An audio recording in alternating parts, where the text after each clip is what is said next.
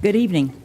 Thank you for joining us, both those here with us in person and those joining us remotely on ACTV or online.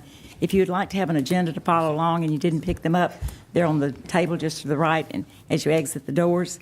And for those of you who are watching us remotely, you can get an agenda at Athens-Clarke No final action is taken on any agenda items tonight. The items discussed will move to our business meeting on August 1st for consideration and vote.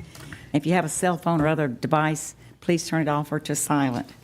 And if you brought any handouts with you that you'd like to share with us, if you'll give them to Mr. Berryman, he'll make sure that we get them. The rules of our commission allow citizens 3 minutes to address the mayor and commission, and there's a light on Ms. Spratlin's desk that will turn yellow at 2.5 minutes. And I ask that you please try to have your comments finished so that there's no need to interrupt you. There'll be 3 opportunities for citizen input tonight. The first will be for public input on the proposed TSPLOST projects, which are number 1 on the agenda, if you have that agenda. And then we'll have input on the consent agenda, which are 2 through 5, and then new business 6 through 14.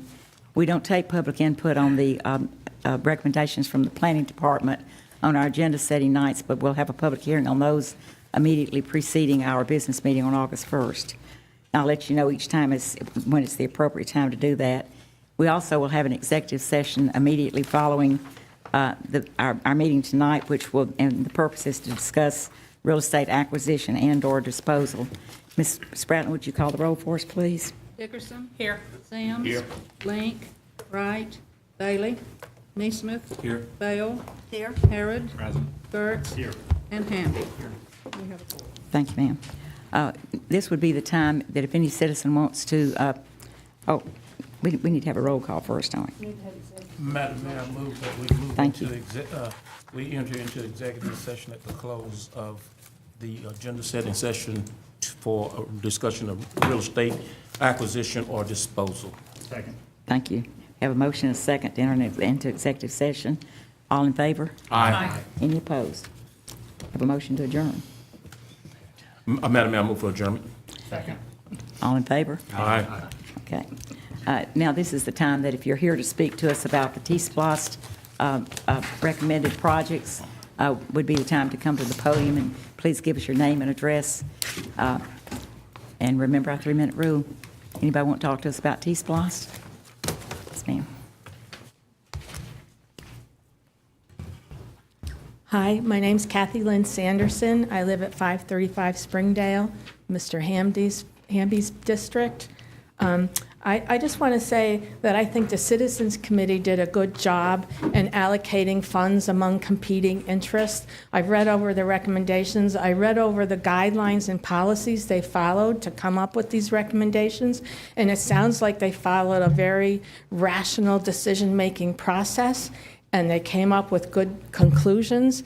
And I feel if the commissioners are going to change these recommendations, then I hope that they'll offer us, the public, equally rational basis for changing what the Citizens Committee has done or what they recommended.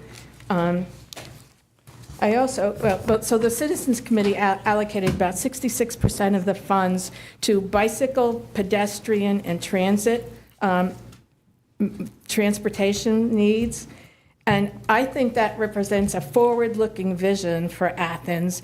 It's one where it attempts to make these modes of transportation, walking, biking, and taking public transportation, to develop a real infrastructure for them so that they become truly an alternative forms of transportation. Right now, it's not fair to call them alternative forms of transportation because they don't really exist in a real reasonable, available basis. But if we want to make them available and make them alternative and move into the 21st century, I think that infrastructure has to be developed for that. And the Citizens Committee recommendations do that by coming up with a 66% allocation. And that would move us, at least towards a county where we're not so car-centric, that we can really have alternatives available. And I want to say that I want to ride my bike in Athens for transportation, not just for leisure. I ride it whenever I can to places where I feel it's safe, that there are bike lanes or some kind of thing. So I know some people have said, oh, all this money for the bike and you should only do that if we have extra money. Well, there's never extra money. There's never surplus money. If you don't make the decision to do this, it's never going to be there. So I think we should be concerned about using the money to develop the infrastructure so we can move forward. And I did read a report that the commissioners have considered cutting 26% from those three fields of the biking, pedestrian, and transit allocations. And I hope that you don't do that, that you really think about it and move us forward instead of staying in this status quo. Thank you. Thank you, Ms. Anderson. Good evening. Tony Eubanks, 785 North Pope Street. I'm here speaking on behalf of Complete Streets Athens. I'm going to piggyback on what was just said. We believe that the projects on the TSPLOST list represent worthwhile investment in projects that are essential infrastructure, not luxuries. These projects will benefit all Athenians and make Athens a more attractive place to live and visit. It's worth noting that the Citizens Advisory Committee's primary goal in evaluating projects was to give the most number of people the greatest number of choices of how they can get from where they live to places they need to go. Again, these are investments in essential infrastructure. One of our committee members noted that Envision Athens, one of the overarching theme of the comments is improved access to services, jobs, economic opportunities. This is a good list towards that end. We hope that you don't change it any more than you have. We do have a few questions. I just want you to think about, you hear it's a regressive tax. Is it really a regressive tax when half of it's paid by people who don't live in the county? Just a thought. Everybody's concerned about everybody's leaving to Oconee County. Do we have any data that says how much sales tax we're losing to Oconee County? I think we should take a look at that. I don't think that's an issue. And then finally, how do we fund these projects without TSPLOST, given the commission's and primary, it seems like a primary objective is to keep property taxes low.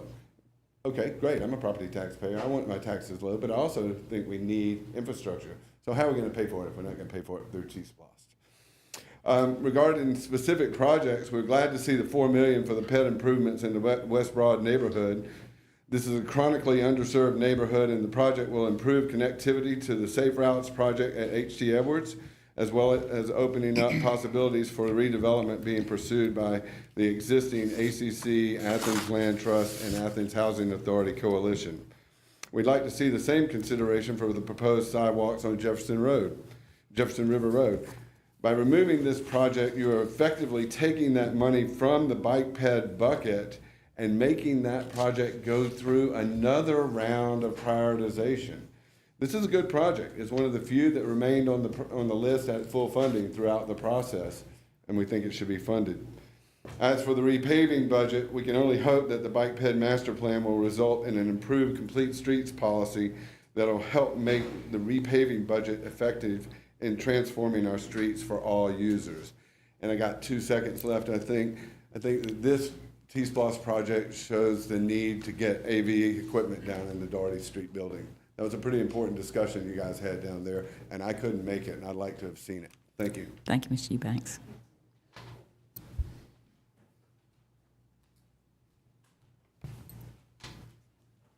Good evening. My name is Ellen Walker, and I live at 580 Belvoir Heights in Normaltown.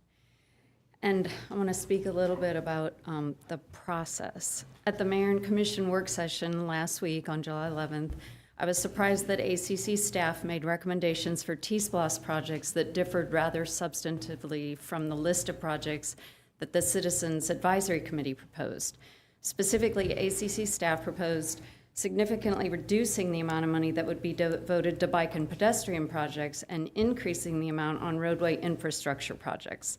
This was baffling not only because it was not in line with what the Citizens Committee had recommended, but also because it came at the 11th hour. I'm sure that ACC staff feel that their priorities for projects are critical and for very good reasons. But if the Citizens Advisory Committee knew that there were non-negotiables as far as ACC staff were concerned, I think they would have worked within that framework. I don't think the Citizens Committee would have ignored ACC's priorities. I also did not expect that ACC staff or the mayor or commission would necessarily accept any proposal without making changes, no matter who came up with it. But I would expect that ACC staff and the mayor and the commission would be as transparent about their priorities early and often. At the meeting last week, I greatly appreciated all the commissioners' attempts to come up with a compromise. Commissioner Hamby did a great job of trying to work toward rebalancing the numbers. However, it was Commissioner Sims' comments that were most salient. And forgive me, I'm going to paraphrase what you said last week. That if you are going to ask citizens for their input, and they spend hundreds of volunteer hours working diligently on a task, and then you radically change what they recommend, you risk alienating them, the very citizens you need to enthusiastically support, advocate for, and promote the proposal, in this case, the passage of TSPLOST. Aside from the process, I feel strongly that Athens has a unique opportunity to become a leader in a comprehensive transportation initiative. We can be an example of innovative and ambitious planning that can spur economic and community development. We can show that when citizens overwhelmingly ask for and support safer streets and better infrastructure for all modes of transportation, that communities can thrive. I think it would be in everyone's best interest for Athens to become a model for this process and for these priorities. Now's the time to show we have a progressive and dynamic vision for Athens. Over the years, I have heard many people say that Athens is very good at soliciting citizen input, commissioning studies, hiring consultants, writing proposals, and drafting long-range plans. I know that currently not only have citizens been involved in TSPLOST, but in the Envision Athens initiative, the Bike Pedestrian Master Plan, an Inclusion Task Force, a 10-year comprehensive plan, not to mention all the various boards, authorities, and commissions, and I'm sure many others. But that when it comes time for follow-through and implementation, ACC often falls short, tending to focus on whatever, I hope that TSPLOST will continue to be supported in the manner in which the Citizen Committee recommended. Thank you. Good evening, Madam Mayor. My name is Michael Smith, 147 Bryan Street. Just commenting on a few of the projects for TSPLOST, the bus stop and transfer facility improvements, the Firefly project, the downtown transportation improvements program, and the Milledge and Whitehall project. I know that there was quite a few funding shifts that have been talked about. And I would just like to say that, for instance, the downtown transportation improvement program, I talked to a TSPLOST committee member months ago and supported that, but I think the amount of money that has been allocated to them is too much too soon. I think definitely, I'm not an expert, that we might need $4 to $6 or $8 million for stormwater and sidewalk improvements, which also, by the way, cross over into other projects, especially like I just walked Clayton and saw where the crosswalks were from at the crosswalk on Clayton, where General Bogarts is on one side and Urban Outfitters is the other. And there seems to be a lot of problems there that pretty simple engineering fixes can alleviate a lot of the stormwater runoff problems. But I don't think we should do that project in its entirety at the expense of the Firefly Trail project. The Firefly Trail people have worked on this, I guess, for 15 years. or so. We put immense hours in it.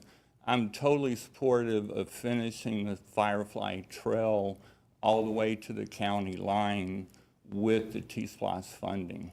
On the bus stop improvements, I know there's some cuts there. That was my number one thing on the list, but I understand that we are now getting state grants that are helping reduce the impact on the TSPLOST project list. So I'm not too concerned as long as we don't cut that level too low. I think that we should still focus on those bus stop improvements. And also, as someone that travels in the Whitehall, South Milledge area quite frequently for work and seeing opportunities for development near that corner, I'm totally supportive of that project being included in the TSPLOST project list. Thank you, Michael.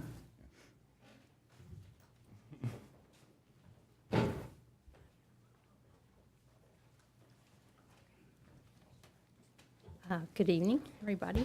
My name is Dorothy O'Neill. I live at 174 Highland Terrace. I'm here tonight to speak to the TSPLOST project list, and specifically to voice support for Project 6, the Firefly Trail project.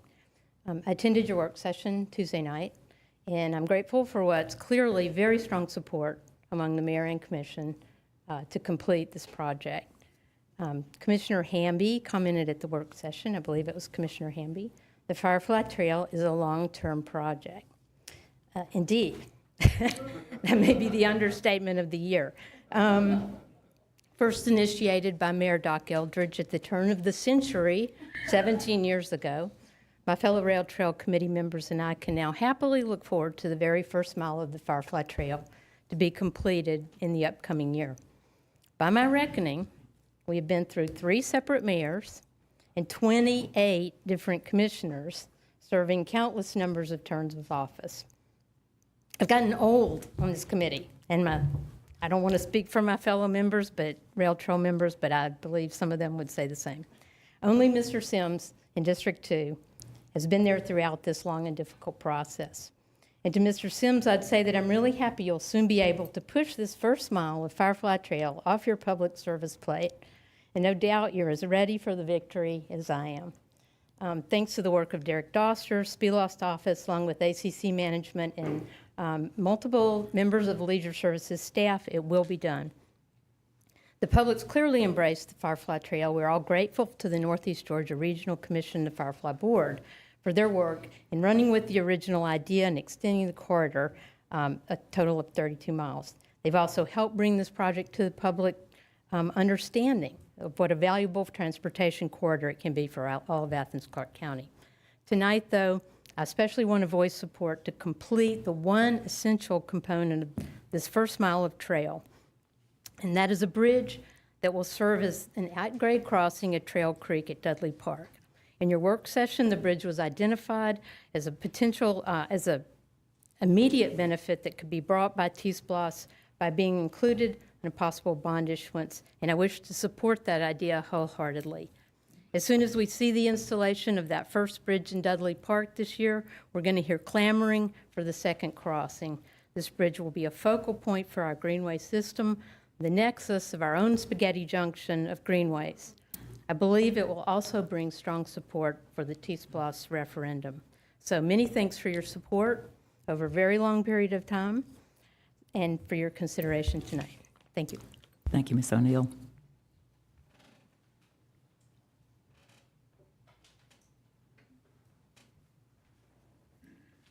Hi, my name is Mary Honeycutt Cook. I reside at 660 Pinecrest Drive. I've lived in and around Athens my entire life. I currently serve on the Historic Preservation Commission at your invitation and at Mayor Denson's invitation on the Bicycle Pedestrian Master Plan Committee. Also serve as the Vice President of Firefly Trail and the Treasurer, and have been on the board for the last 7 years. Excitement is really growing with construction of this first part of the trail. I've got to tell you, citizens can finally see the beginning of the project they voted on over the last 12 years. A plan for non-motorized vehicles, which connects Athens to Winterville, which is a true alternative transportation option, a path tourists will visit and generate revenue, a path with desirable locations for new businesses which will generate sales tax revenue. People I know are already purchasing property in Winterville in anticipation of connecting to the path. But no, I understand there's a proposal to temporarily dead-end Firefly Trail at Hancock Road. This proposal does not connect Athens to Winterville, so it will not be a transportation alternative. This dead end is near an asphalt plant and will not entice tourists or businesses because it's zoned industrial. This version of the project leaves us with 2 multi-million-dollar bridges and a small park connected to an expensive paved path that leads nowhere. Further budget cuts and not extending the trail through Winterville undermine voters' confidence in your desire to support active transportation and undermines the voters' desire to support TSPLOST. I urge your support of no further budget cuts below the currently proposed $11.4 million. As the project description allows for flexible use of construction materials, I urge your support for completing Firefly Trail through Winterville, paved or unpaved, as supported by your citizens and recommended by your appointed Citizens Advisory Committee. Thank you very much. Thank you, Ms. Cook.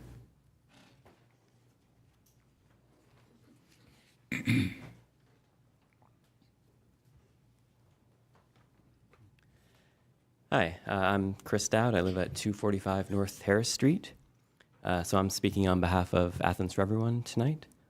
We'd like to thank the Citizens Advisory Committee for their work on TSPLOST and also ACC staff for their guidance through the process.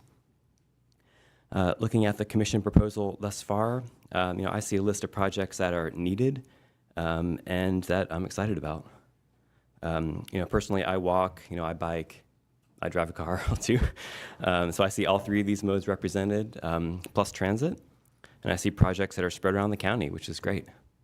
And given that students and other visitors will end up paying a large amount of the sales tax, I think it's a great deal. That's not to say that we feel the list of projects is perfect. So first of all, we're disappointed that use of funds for operational expenses was discouraged. We think there's a whole list of projects that could have been considered and weren't, which is we were not happy about. We're disappointed. Second, there were more changes made to the advisory committee's list than we were hoping. We love that improvements for West Broad were added back in, though. That was really great. But in general, we feel that the committee's list was a better compromise between bike ped and car projects. We feel that the bike ped projects have been greatly underfunded in past years. And we're hoping that this proposal could sort of rebalance the scales to a greater extent than it does. And lastly, we're a little puzzled by the inclusion of so much funding for routine pavement maintenance. And we're kind of questioning if that really should be considered a special project. So we would have rather seen a few of the more interesting smaller projects or a fully funded Firefly Trail instead of all that pavement maintenance. And also, putting this routine spending into a referendum is a little strange, and maybe it puts more pressure on the voters than is appropriate. I don't know. So that being said, it's a great list overall. And most exciting from our perspective is that the US 29 will be connected with bus service. So thank you so much for including that. So it's extremely important for residents of Pine Woods and Country Corners who often have very few legal options for transportation given their situation. And I feel we have an obligation to connect them and welcome them into the broader community, and that this will help to do that. And it'll also connect to the DMV and a veterans clinic, so it's kind of a win-win. So again, I'd like to thank everyone involved, especially the Citizens Committee, and thanks for your hard work, and I think the end result will be worth it. Thank you, Mr. Dowd.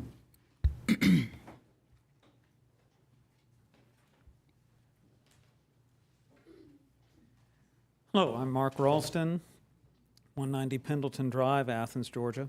I'm speaking as president of Firefly Trail Incorporated. I want to start by thanking you for the opportunity to come up and speak about project number 6, Firefly Trail, and for helping me with my fear of public speaking. So After receiving broad support in 2 previous SPLOST votes and in the Citizens Advisory Committee process, the voters have shown that they really want to finish the Firefly Trail in Athens-Clarke County.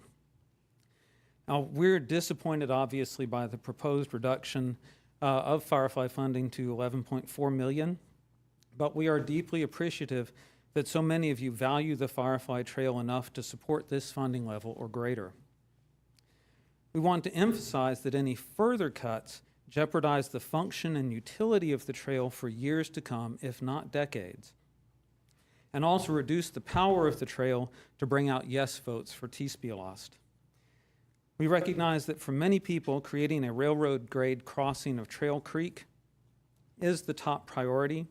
We urge you not to give up on the concept of building the trail to its full length through Winterville to the Oglethorpe County line in this TSPLOST. The Firefly Trail is a transportation project. It's a facility for people, not for cars.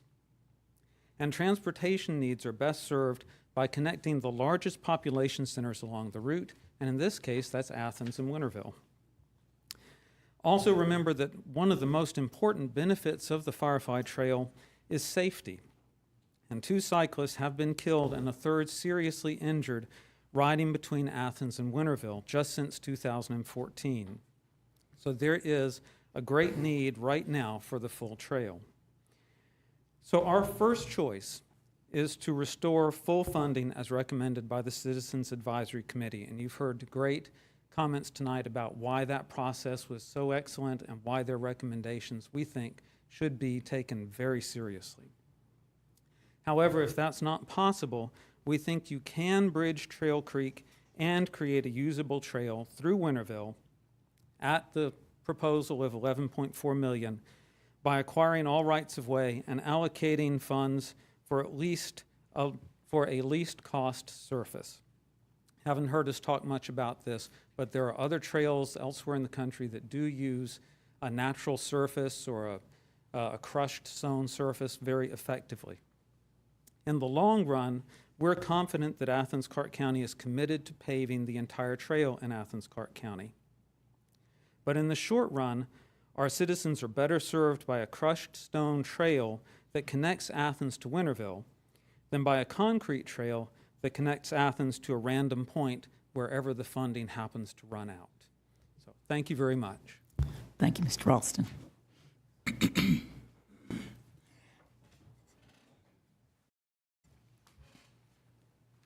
Good evening once again. My name is Nat Kirkendall. I live at 108 River Bottom Circle, and I'm chair of the Coney Rivers Greenway Commission. And similarly to the Firefly Trail, we prefer the Citizens Advisory Committee allocation for completion of our projects on the Greenway. But we understand that you're under a lot of pressure and have to make a lot of hard decisions. We just want to say thank you that you've kept the Greenway in the project list at $10 million. And there's a lot we can do with that. And we're very excited about maintaining the kind of momentum that we have already because of SPLOST 5 and 11 and the construction that's ongoing now.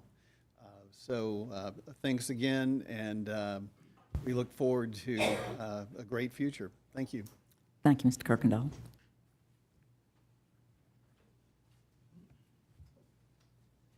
My name is Emil Eldridge, and I live at 410 King Avenue. And this is, public speaking is not my favorite thing, so I wouldn't be here unless it was something I felt kind of strongly about. And we've heard a lot of people speak about the Firefly Trail tonight, and that's the one that I'm going to direct my energies to. I kind of bring a historic perspective to this because I've been biking around Athens since 1973. And I used to bike in that area a lot. I'd ride out to Winterville. It's pretty flat out there. And it was a really pleasant place to ride, but through the years, it's just gotten, as people have said, more and more dangerous. I wouldn't dream of taking my life in my hands and riding on those same streets now. And I've dreamed of having something like this during all that time. And I remember back in the mid-'80s when they first tore up those rails and, you know, the right-of-way started getting taken over. I saw fences go across, and I thought, what an opportunity lost. But back then, we didn't have a commission that would have even thought of that. I didn't try. I didn't get up in front of commissions back then either. And I think now we do have a commission that is supporting this, and I encourage you to continue to support it for a lot of reasons, not just because I want it, but because I think, Athens gets a lot of tourism. People come here because they think it is a cool town to come to. Anything that can increase that is obviously an economic advantage. And I'm assuming that some of you have been to the Beltway Trail in Athens and Atlanta, and notice how the back of stores actually become more important than the front of stores because they back on that little railway area there. I think you see the same thing happen on Oconee Street, and I think it would really transform Winterville as well. So I strongly encourage you to consider it. Thank you. Thank you, Mr. Eldridge.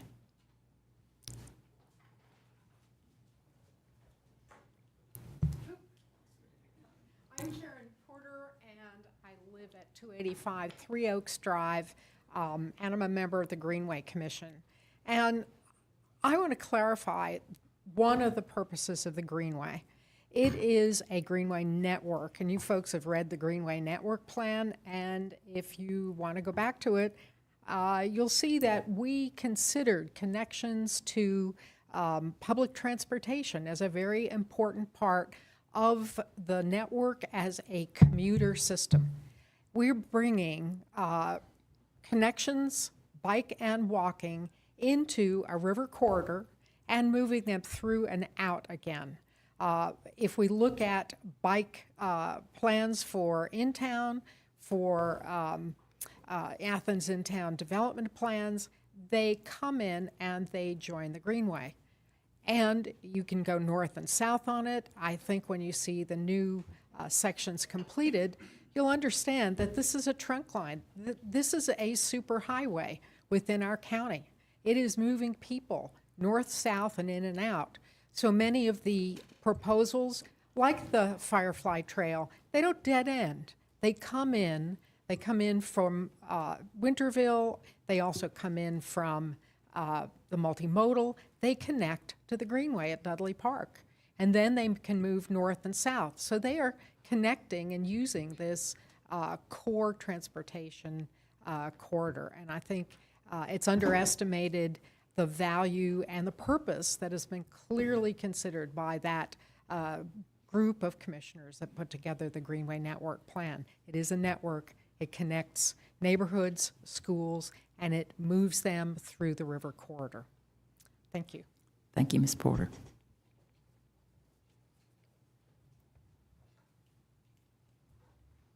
Good evening, Mayor and Commissioners. Greg Yoder, 230 Normal Avenue. I guess it's not unexpected in human nature when you indicate you've got a new credit card with a $100 million limit, people are going to find things to spend. I'm going to be the lone voice, most likely, of the silent majority that would remind you that as taxpayers, we expect the county government to first and foremost maintain and provide what has always been a system of streets and economic development. By your own definition, there is maintenance that has not been done. If you haven't, ride around. Look at the streets that need repaving, look at the sidewalks that need cleaning, look at the curbs and gutters that need repair. That should be a priority. And I come from an old school where that was covered in annual budgets. That has been pushed by the wayside. You have to ask yourself, if all of this is so important, why has it not been ever considered in the last several decades in a regular budget or a specific capital budget? So number one, these SPLOST have become an entitlement.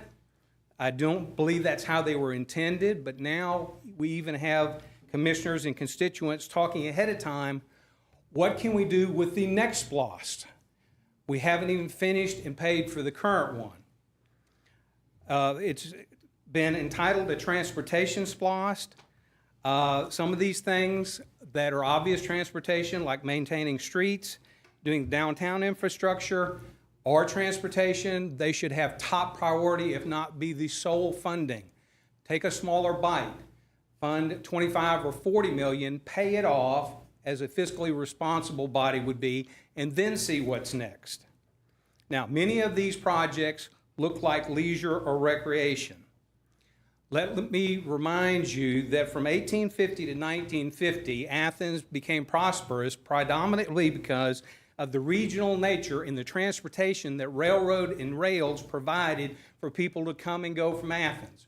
Our economy to this day is based on vehicular traffic for the region.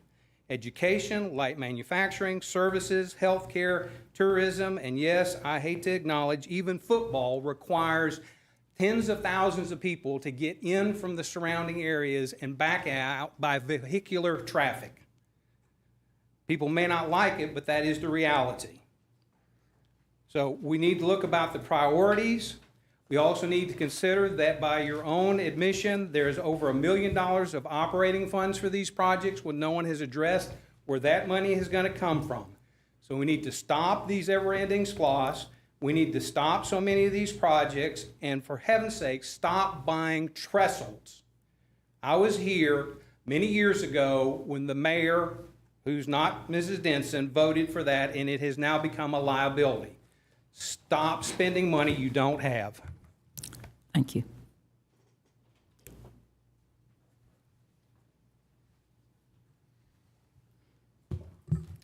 Okay, my name is Ashley Knott, and I live at 270 Cobb Street.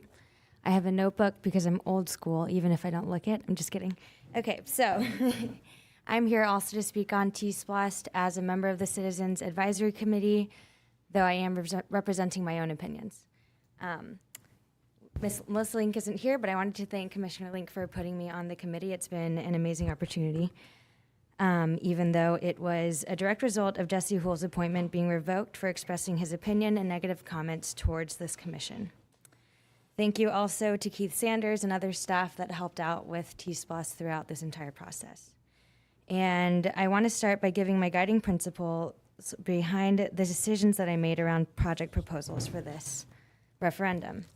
Because we have a 37% poverty rate, making it one of the poorest cities in the nation, I saw TSPLOST as an opportunity to expand resource access to those who need that access most. So I prioritized access over convenience. Additionally, I pushed for sustainability to be added as a directional guide for our decision-making process. But the fact that TSPLOST is a sales tax, a tax which is inherently regressive, led me to believe that we should work to provide transportation access for lower income communities first and foremost. If we're disproportionately impacted by a tax to fund projects across town, we should also be more highly impacted by those projects because it takes more for us to pay for them. So with that logic, even aside from that logic, we should be striving for a town with increased equity versus income/resource inequality. And with that being said, I just want to go into the analysis of TSPLOST and the projects that y'all have allowed to make it to this round, I guess. I know that operational cost was kind of debatable in this process. The Georgia State Legislature said that it was really up to the county to decide whether or not we would cover operation costs. And I'm aware that Columbus has allowed for TSPLOST to cover operation costs, and we're not doing that. And so this really hurts transit projects where it doesn't hurt projects like repavement because that's just kind of like a one-time thing. And so where transit projects like route expansion and increased frequency were negatively affected by this, it's of my opinion that this ballot measure was initiated by the county, maybe to cover those repavement costs that we were so behind on. And the argument is made by our committee, or this was largely discussed in our committee, that repavement is something that should not be paid for by SPLOST funds. This is something, again, that the general fund should cover. And unless we pass a complete streets policy, this only affects people who have access to automobiles. We say that bike, ped, transit are all forms of alternative transportation. For some people, this is primary transportation or no transportation at all. If you don't have a sidewalk, then you can't go anywhere, you can't go to work. So I want to urge us to put Jefferson River Road, those sidewalks back on the thing, take the airport off, because that only takes care of a handful of people who have access to airline tickets, including CEOs of companies like Walmart. Ms. Nye, I'm sorry, okay. you're over. Yeah, but thank you. And US 29. Anyone else wish to speak TSPLOST?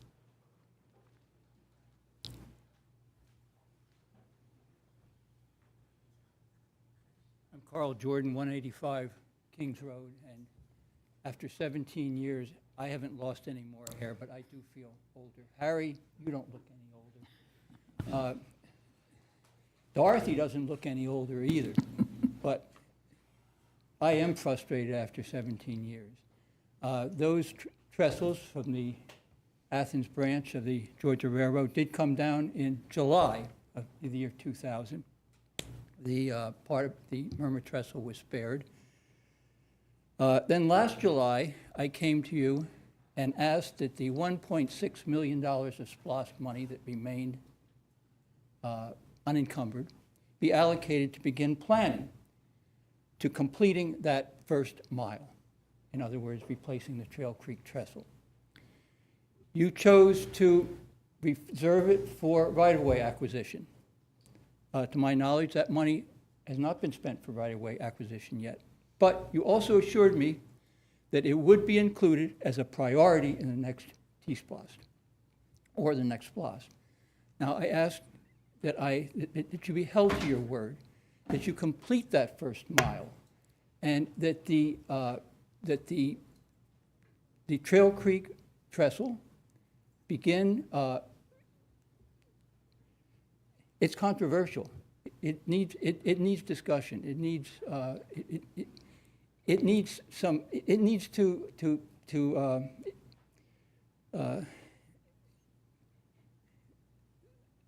needs a process, and the sooner we begin it by allocating funds, or at least including it in TSPLOST, the better. Please complete that first mile, because even the process for right-of-way acquisition to Wynterville is even more complex and will take even longer. At least let's get that first mile, which is an excellent transportation corridor. Mr. Yoder and I have disagreed about a lot of things in the past, but those trestles are really, really critical. And trust me, people on bicycles, accommodating them into town is a lot cheaper than building roads. Thank you. Thank you, Mr. Jordan.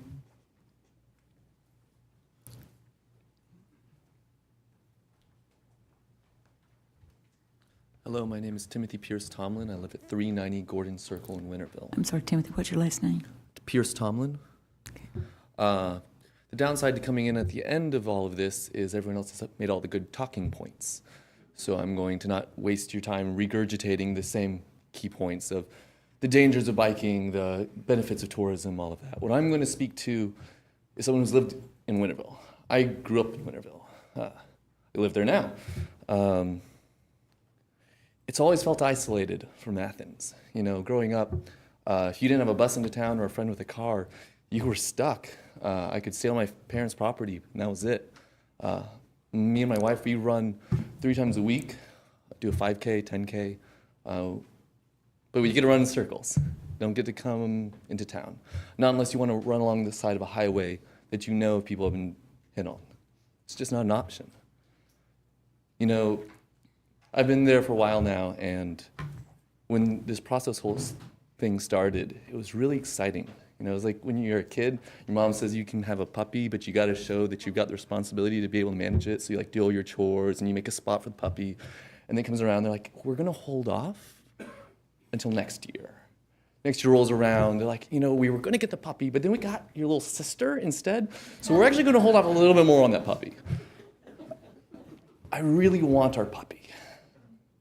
I understand it's expensive, and I understand there are other things you could spend that money on. But you're cutting out part of the community that would really like to be involved and has kind of waited for this. That's it. Thank you. Thank you, Mr. Pierce Tomlin. Anybody else on TSPLOST? TSPLOST. I was so glad to hear Timothy Pierce Tomlinson stand up and speak. I thought I might be the only Wintervillian in the room. My name is Mary Quinn, and I live at 390 North Main Street, where I have been for 24 years. My residence is an 1840s section house built by the Georgia Railroad for the railroad laborers. I understand that Mayor Farrell and I have 2 of only 200 of them that are left in the country. There has been for years discussion about the possibilities of residents along the railroad corridor like me to freely donate access across our property, not just me as an individual, but our churches and other property owners that we might donate our property to allow the trail to cross. And you know, I am actually willing to do that. No payment has been offered, nothing's been implied. There's been no promise of any tax relief, nor would I expect any.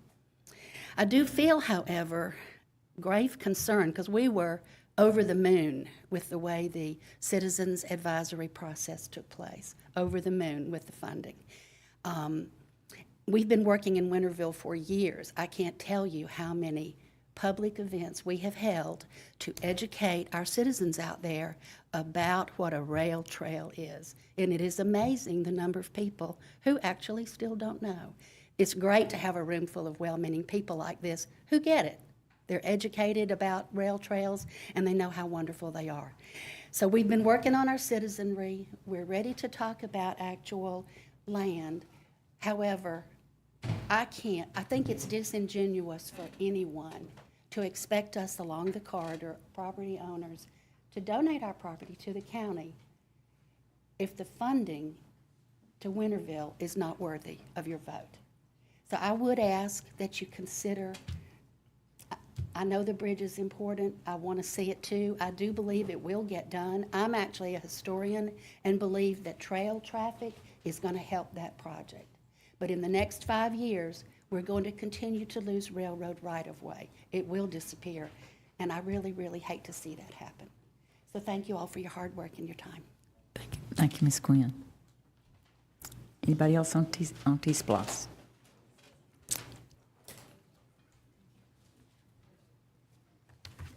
Lauren Blaze, 255 Oglethorpe Terrace. So one of our points of pride as a Citizens Advisory Committee was that this list was balanced in a way that we felt that Athens-Clarke County voters would approve. Even if it wasn't any of our dream lists as individuals, we felt it was balanced.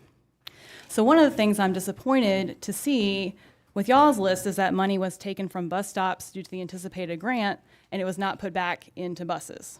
In fact, the overall reduction to bike ped plan projects, the Greenway and Firefly Trail in the buses, and staff's initial recommendation to trim the corridor projects came as a surprise to me. This list is not as balanced as it was when we first presented it to you as a Citizens Advisory Committee. Remember, it wasn't because of these bike, bus, pedestrian trail projects that we couldn't fit in Clayton Street, the Whitehall Milledge Roundabout, or West Broad on the list. I'm happy to see the West Broad project back on, and I'm fine with Clayton Street and the Whitehall Milledge Roundabout, but I'm not okay with what had to be trimmed to get these projects back on the list. The bike, bus, pedestrian trail projects were the ones that had the least to give, while the greatest percentage of our anticipated TSPLOST budget goes to pavement maintenance, one of those non-negotiables, which is, again, routine maintenance and not usually special enough for a special local option sales tax. We heard you, though. But remember, you can fund pavement maintenance at about $14.5 million instead of the $26 million and still double the total amount annually that's been going into road maintenance for the next 5 years. Something you could also do is fund pavement maintenance at this lower level and give any extra money from this TSPLOST or left over from the jail expansion and put that into additional pavement maintenance. So in addition to restoring the amounts taken from the bike, bus, ped projects, I would like to make a case that you fund the Firefly Rail Trail at its alternate level back at $16.7 million, all the way to Winterville. I fear that by postponing the full funding of our portion of the Firefly Trail now, it will make it harder to get SPLOST funding in the future, but it will also hurt the Greenway's chances as well. In only partially funding a trail, as you've heard, you don't get a corresponding partial benefit. What I mean is that by funding only half of like the Athens side of the Firefly Trail, you're not going to get half the benefits. It will be less than that until we get a marketable segment. I understand Commissioner Hamby's need for efficiency with regard to TSPLOST spending and construction and getting that taken care of as soon as possible, but it's my understanding that the Firefly Trail folks cannot make offers to buy easements unless they have money in hand. Finally, I know that you had reservations about having specific projects that could have come from bucket funds, but I'm glad that you kept on the US 29 bus project and the sidewalk on Jefferson River Road because we as a committee felt it was important to have these citizen-submitted projects Ms. Blaze. rather than just ACC projects. Ms. And- Blaze, I'm sorry, your time's up. Okay, I would just like to say that thank you, Commissioner Sim and Wright, for pointing out that it's up to the Citizens Advisory Committee to promote this list. And we need to really feel excited about it, okay? Anyone else on TSPLOST? Okay, make sure I didn't miss anybody. Seeing none, we'll move on to our consent agenda. So anyone who wants to speak to items 2 through 5, this would be the time to come forward. Madam Mayor, we're not having discussion of TSPLOST.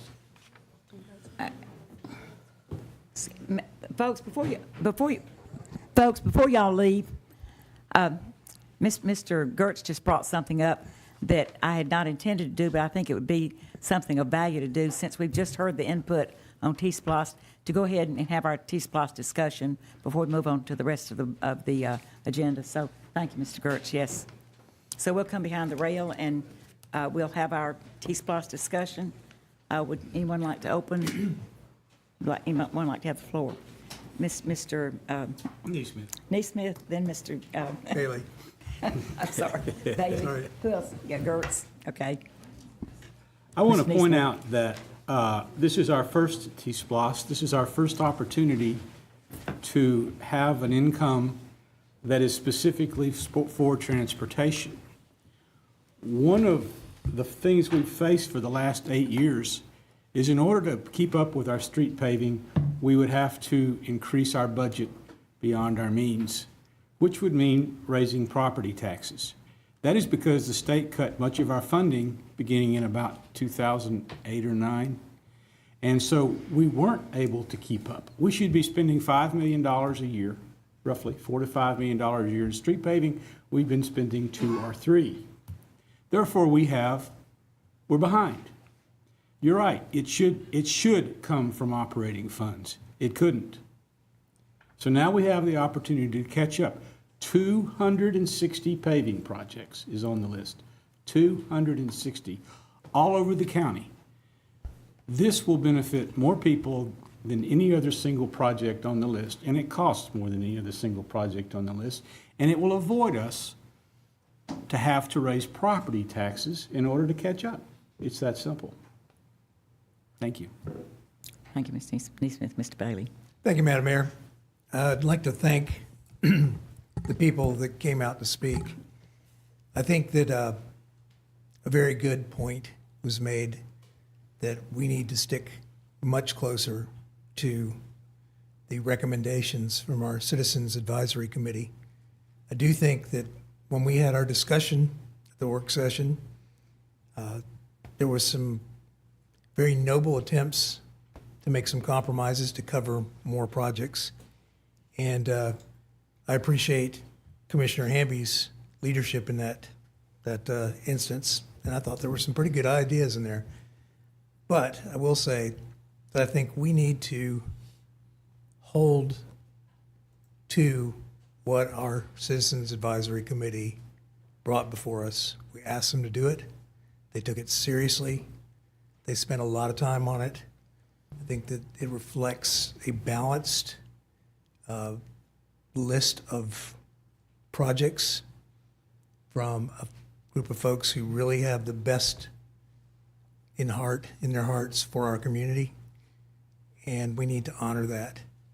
Now, if there's one project that we need to add in there, I'm certainly willing to discuss that. I know one of the ones that seemed to be on several commissioners' mind was the West Clayton project, finishing that up.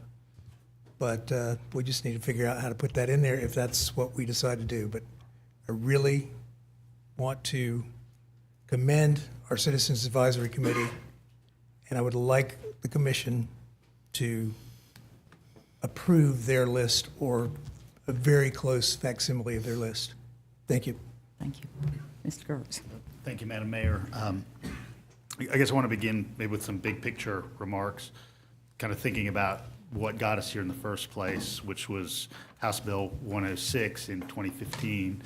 And there has been some conversation from the public about, the inability of this government, or maybe other governments as well, to fund any of these projects through a general fund process. And what was determined by really a kind of broad set of stakeholders statewide in the lead up to 2015 is that as a state and as a series of communities within the state, we had been dramatically underfunding transportation infrastructure for a number of years. Even folks like the State Chamber of Commerce said that the state's going to have to spend well north of an extra $1 billion a year, billion with a B, in order to do the kind of things we need to do as a state to remain competitive. With the $5 hotel tax addition and the rearranged fuel tax, that falls south of $1 billion a year. And so part of what the General Assembly said is that localities need to step up to the plate, and they also have to be participants in transportation funding, which is why they allowed individual counties to do TSPLOST in the first place, rather than the larger contingents of multiple counties, which had previously been allowed. That's kind of what got us here. And of course, Athens being the smallest county in the state, our transportation package, I think, needs to be unique to the needs of Athens. And I think really the Citizen Committee brought us a group that was pretty strong. But of course, we had some ongoing projects that we knew had received some dedicated funding and some dedicated energy from members of the public, as well as other institutional players like the school district. And so we had West Broad Street and Clayton Street, that were really the larger projects that I think the commission sought to move back onto the list, and then had to figure out, well, where do we draw those funds from? And that's definitely a challenge. And we heard a lot of people talk about Firefly tonight, and I think reasonably so, given the length of time between the inception of the rail trail project and where we are as we sit here today. What I would very much hope is that, and anticipate really, is that not just the $1 million and change that Carl Jordan mentioned, but probably well in excess of that will be realized in earned interest and unencumbered funds from the current SPLOST 2011, and that as we put enough money into this package to acquire all the land to the county line and fulfill the Trail Creek at-grade crossing, we are then able to kind of backfill that paving as we go well beyond Hancock, in fact, to the county line.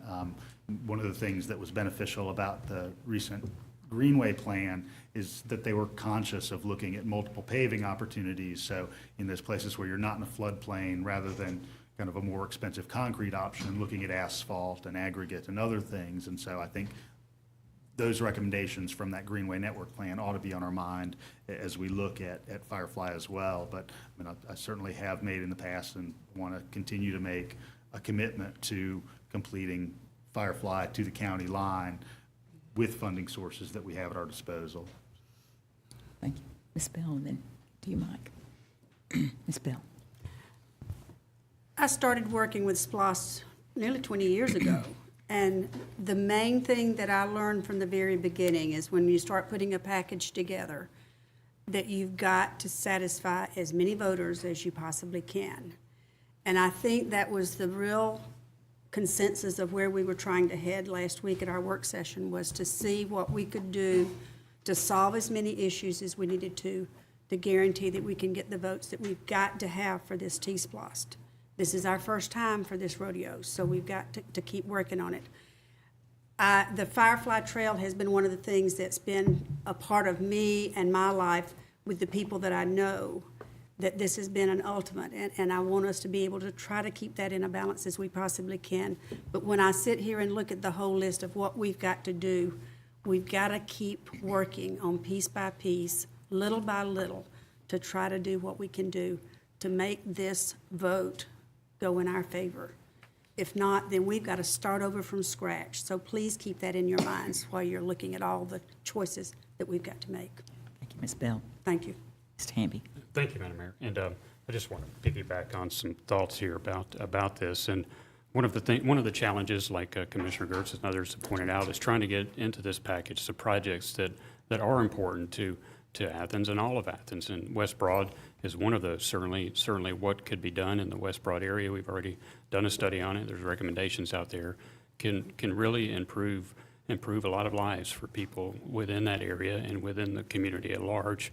And the same for downtown. I think we all recognize that downtown is a major economic engine for all of Athens, and it helps to benefit all of Athens. So if we can make downtown stronger and look better, it hopefully will attract more sales tax dollars that get dispersed throughout the county and also help fund this program.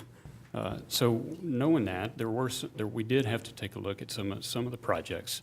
But one of the things I'd like to mention, and specifically, I know we had a lot of comments from the Firefly tonight, is I think this particular TSPLOST package represents one of the major, if not most, of a lot of commitments over the years that we've given to TSPLOST. In 2005, for Firefly, 2005, out of that SPLOST program, $4 million was committed.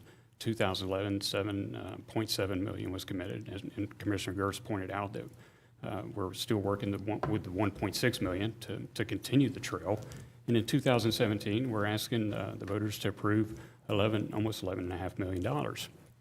So I hope we're demonstrating our commitment to Firefly and wanting it to get done. One of the things that I hope will be part of this TSPLOST package is that we are allowed to do some bond referending on it.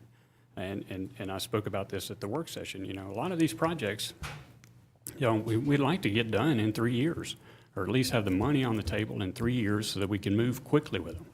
I know Firefly's been around for a long time, 17 years. I'd like for it to be done. I know Andy and I've talked about this. Let's get this done. Let's get the Oconee Greenways done so that we can have these amenities that we talk so much about, but people want to enjoy. And I don't want to, and I know Andy doesn't want to, but he's getting closer to it.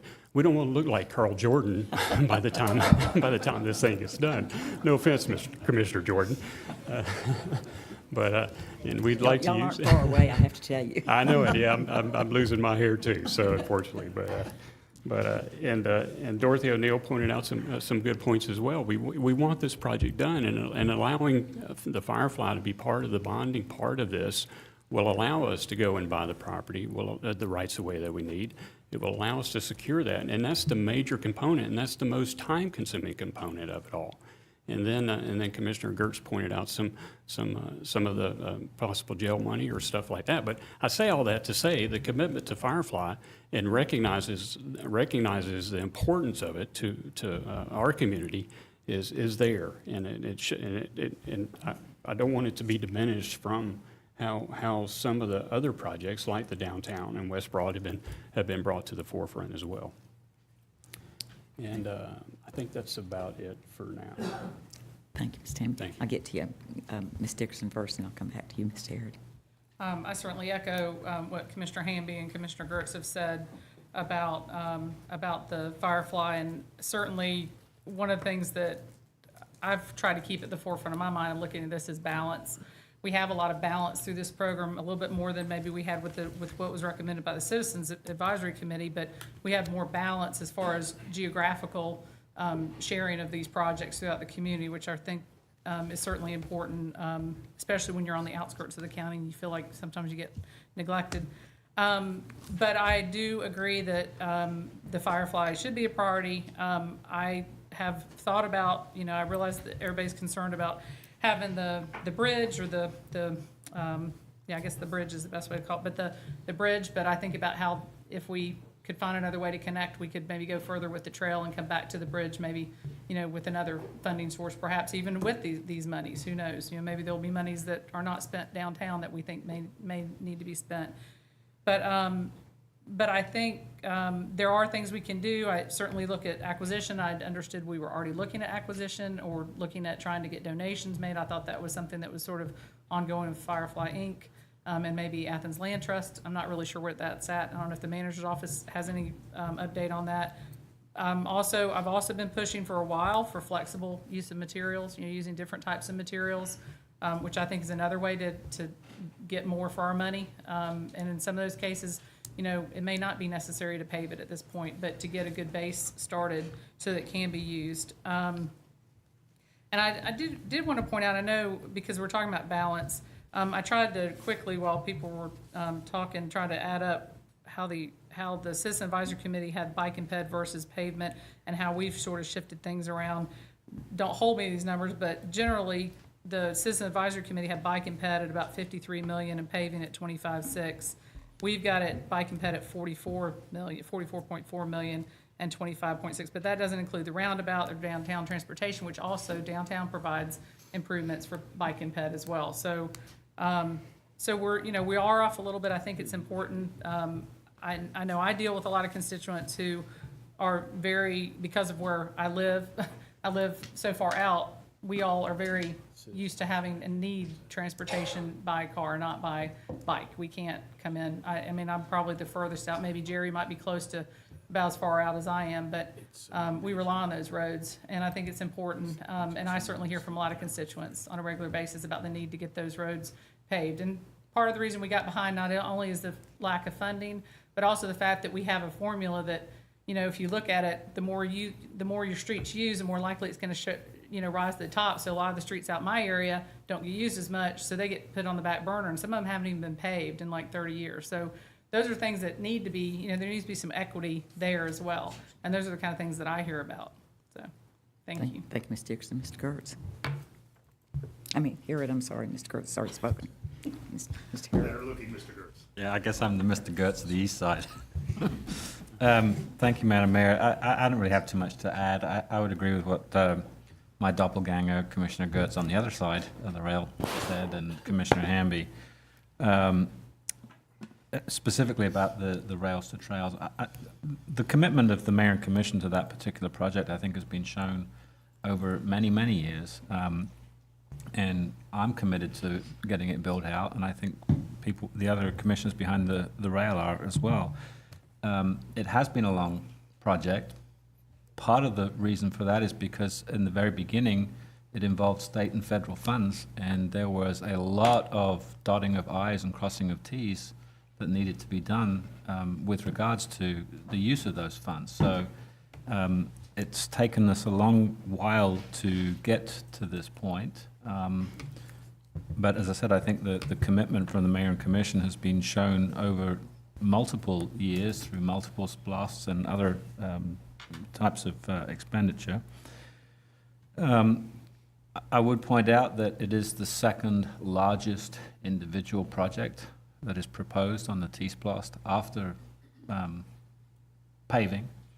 I think that also says something about not only the importance given to this project by the Citizens Advisory Committee, but also by the Mayor and Commission. $11.4 million, is it enough to do everything that we would like to do in one go? No, but it is a substantial chunk of change. And then finally, the issue of construction. This is something that the Rails to Trails Committee itself has talked about, and we're certainly open to using alternate, cheaper materials in the short term, with the expectation that at some point in the future, more substantial materials could be used if and when more funding becomes available. So I think for the list as a whole, yes, there was some give and take. It's not exactly the list that the Citizens Committee gave us. I think they did a great job. And I certainly appreciate their hard work on this. But our job as the elected officials is to think about the county as a whole. I think this is a good list between various different types of transportation projects. And I think, perhaps more importantly, I think it has a good geographical balance across the county. And I think that's very, very important certainly for getting people outside the loop to vote positively for TSPLOST. And we as elected officials live in that political world, and this is an important consideration. And I think having a list that is well balanced geographically, that benefits multiple parts of the county and multiple stakeholder groups in that county, in this county, is very, very important for the success of the TSPLOST.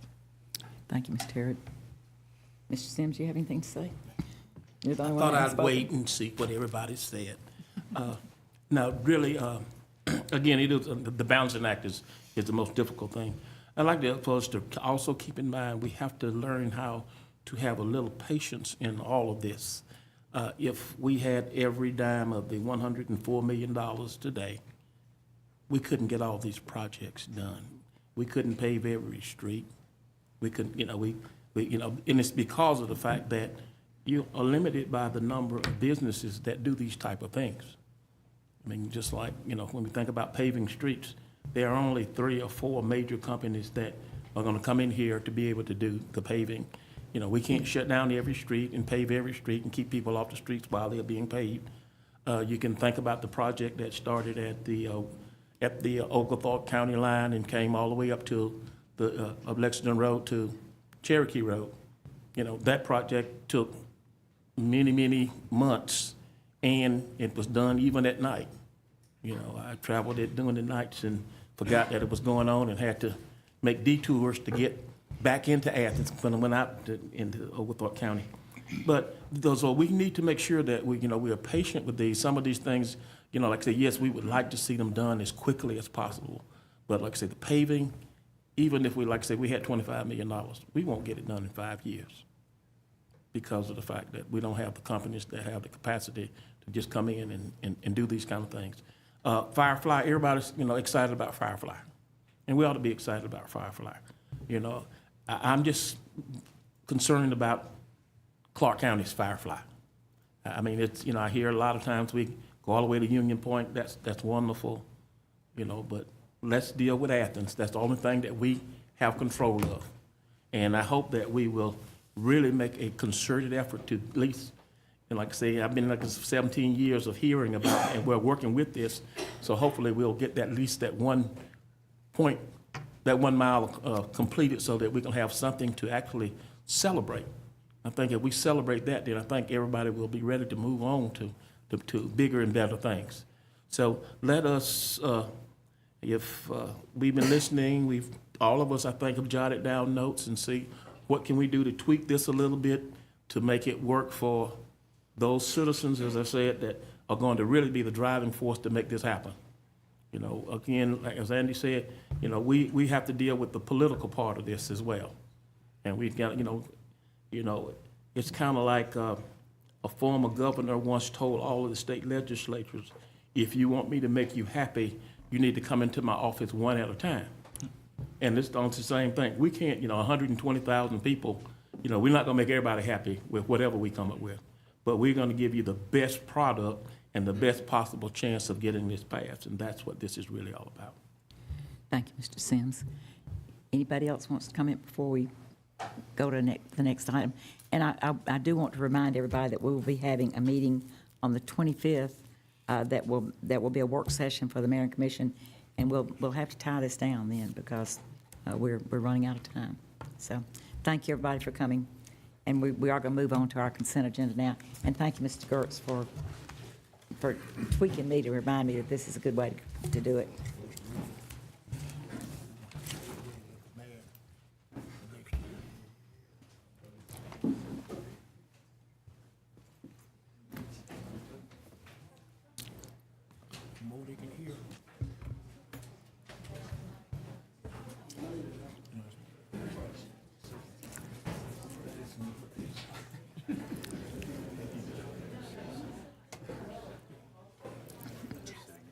Okay, we're going to go on to our consent agenda now, which are items 2 through 5. And I was made aware tonight that we need to have a public hearing on item number 4.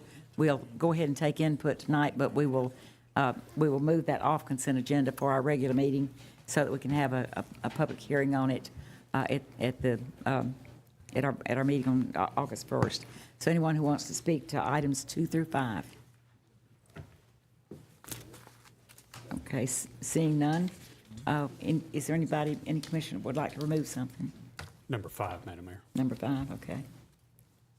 Number 4, just for a few comments. Okay.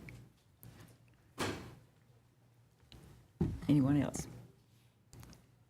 Okay, we will now go to public comment on our new business, which is items 6 through, let's see how far that goes. 6 through 13.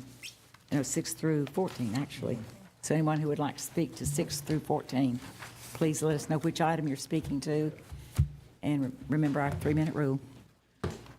Greg Yoder, 230 Normal Avenue. I'm speaking specifically to item number 6 regarding historic preservation. I think that whole process, since at least 1990 on, has been flawed and imprecise. I have spoken numerous times, talked to staff, that there's many ways it could be improved. It has all obviously fallen on deaf ears. It results in divided communities. I can speak from personal experience that our neighborhood on Normal Avenue has not recovered from the scars and the infighting since 1999. It is combative. It pits neighbors against neighbors. It results in the taking of property rights where there are other known ways for historic preservation. Most obviously, facade easements, where an individual can specifically give some of his property rights away for remuneration. The problem I have with it is there's so many questions and so many people swallow whole what they're told. Rarely can we find out who initiates this, who wants this. The property owners who own fee simple title to these properties are considered kind of as an afterthought. The question comes up with the request RFP for the approximately $30,000. Who is eligible to file for those? Will that be disclosed? Is there potential for conflict of interest of who that does that and how they're represented with other aspects of the process? Why are not copies of the ordinance provided and faxed to all involved ahead of time? They love to send postcards, they love to have public meetings, but you have to go at your expense to get a copy of the ordinance. And I would encourage everyone to read it and heed it. There is a lot of ambiguity about the roles that are being played. Commissioners, planning department, historic preservation commission members, various lobbying groups such as Athens-Clarke Heritage Foundation, their staffs, their volunteers, other neighbor leaders, all who are making verbal representations, some of which are not accurate, and a lot of them which are not held accountable. You need to find out who's on the Historic Preservation Commission and realize that that is temporary. How are they put on there? What qualifications do they have? If you've never sat in one of those meetings, you need to, if you're interested in this, pay attention to it. Yes, they have the option of being a landmark status, but before you give your property rights away on that, I would suggest you talk to the people at the Camac House and see what that does for your ability to sell the property in the future. Because this is into perpetuity. You, your relatives, and future owners cannot back out. Proceed with caution. Thank you, Mr. Yoder.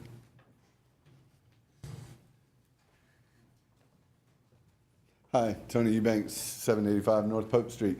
Here to talk about address item number 7, the North Chase Street reconfiguration. We've sent you all several letters and posted some items on our website trying to keep the public informed. I want to talk to you a little bit tonight from my perspective about the process of North Chase Street. And from the very first meeting, I've been at most of the meetings about North Chase Street, both as a member of Complete Streets Athens and as a member of the Chase Street PTO steering committee as well. And from the very beginning, the process has been a disaster. The very first public input meeting, no verbal comments were allowed, only written comments, which creates a black box. Nobody knows what's going on. Nobody knows what anybody said. And it's just been horrendous. The night that you guys voted on the reconfiguration of Chase Street, and Melissa's not here, and bless her heart, she tried to do a good job to talk to everybody that she could to get what was going. But I left that meeting, Elliot Caldwell and I left that meeting riding our bikes home, and said, God, we sure felt like we lost, and we did lose, and we lost because the process was horrible. I'm really happy with Drew Ressler as our Director of Transportation and Public Works. He's done a really good job. Nothing against David Clarke. David worked hard, but Drew has brought in a breath of fresh air that's going to open up that black box a little bit. We look forward to revisiting Chase Street from Oneida down. I think that the changes that were made just on the south side of the bridge so that those people could get into and out of their driveway, I think that's a potentially life-saving change. But for the rest of it, I think that there's room for improvement, and I think that Drew's got a good plan to address that. And personally, I look forward to participating in that process. I look forward to initiating a new process for changes to our streets. One that's open, one that's transparent, and one that everybody understands. Because, obviously we didn't get it right. And, oh well, we didn't get it right. Let's go back, start over. Okay? Thank you very much. Thank you, Mr. Eubanks.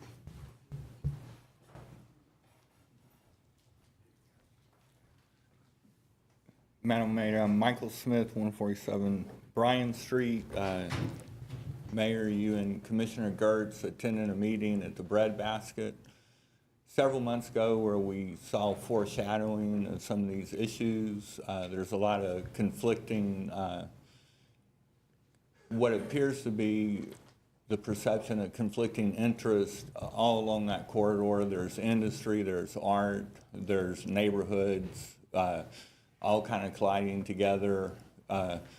At the epicenter of it all, which is the Bryan Street neighborhood and the new adaptive reuse project, Southern Mill, and the expansion of Creature Comforts. The gentleman from Normaltown on the TSPLOST comments brought up that Athens has always been about streets and economic development, and I love the centers, and I love what he had to say. However, there was an implication there that these programs are not needed for economic development, not needed for increasing quality of life in Athens, and that is not the history of Athens. The history of Athens is by people working together, having access to high-paying manufacturing jobs, commercial jobs in commerce, in art, living in accessible, walkable neighborhoods. And as epitomized by Southern Mill, which took cotton from the cutting room floor at every mill in Athens, brought it over not on a railroad, but in covered wagons to Southern Mill, and they became one of the most prominent mills in the country. They needed more cotton. They invited sharecroppers to the first Northeast Georgia Agricultural Fair in about 1907, 1908. Over 20,000 people came. And then sharecroppers from all around the county, and the outlying counties came and brought their cotton that was left in the fields, and they made more cotton. So what is the most important, and what Athens has always relied on, is wisdom, learning, arts, athletics, industry, commerce, and agriculture, all of which we have elements of on the North Chase corridor. And so I'm hoping that over the next couple weeks that we don't fight with the manufacturers or fight with the neighborhoods, but come together and come up with a plan that works for everybody in the short term, so we can build on it like Athenians have done for the past 200 years. And thank you so much. Thank you, Mr. Smith. Yeah.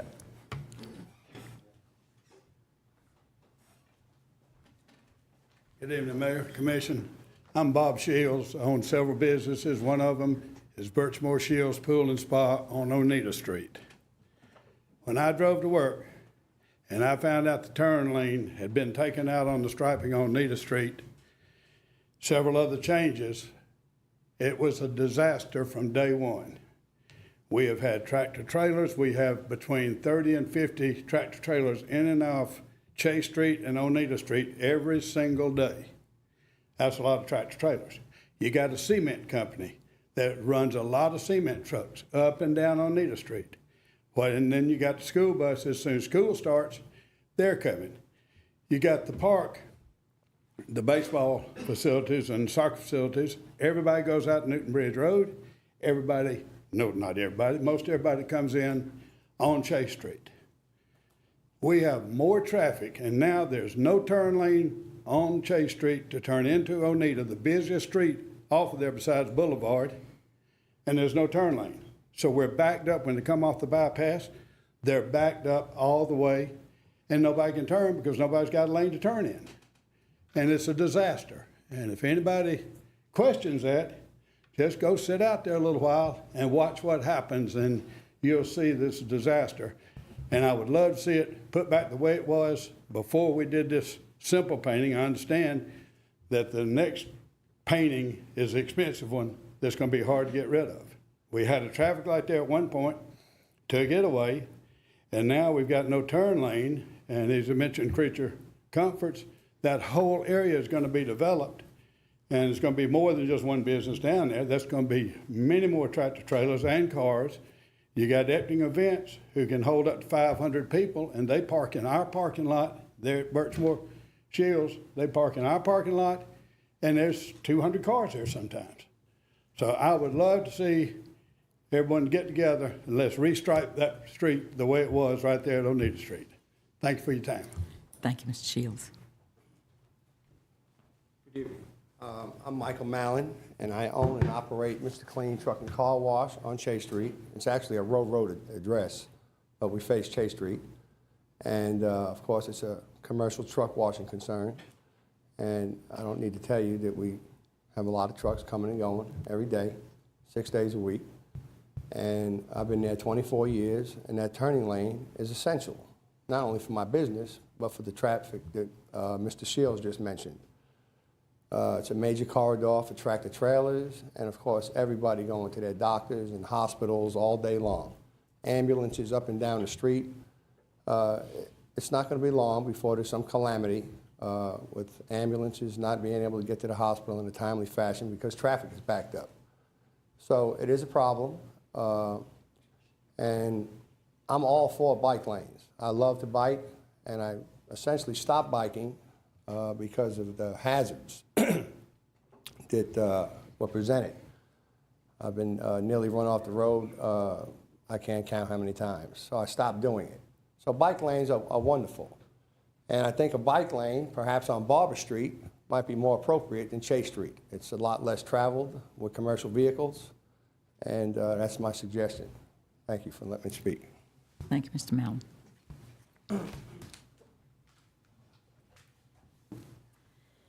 Good evening. My name is Meredith Patterson, and I'm the HR manager at Power Partners, Inc., located at 200 Newton Bridge Road. And I find myself in a very odd position tonight. I am all for biking. I have my sister and brother-in-law have solar panels. Green space, love it. Historic preservation. I heard about some compromise tonight. I think it's a great idea to look at the North Chase Street corridor as one of those areas that really requires some compromise. We have 500 employees at Power Partners, and I don't know if you know where that's located, but we're on Newton Bridge Road, right next to the old Westclock plant, near the packaging plant, across the street from Terrapin Beer.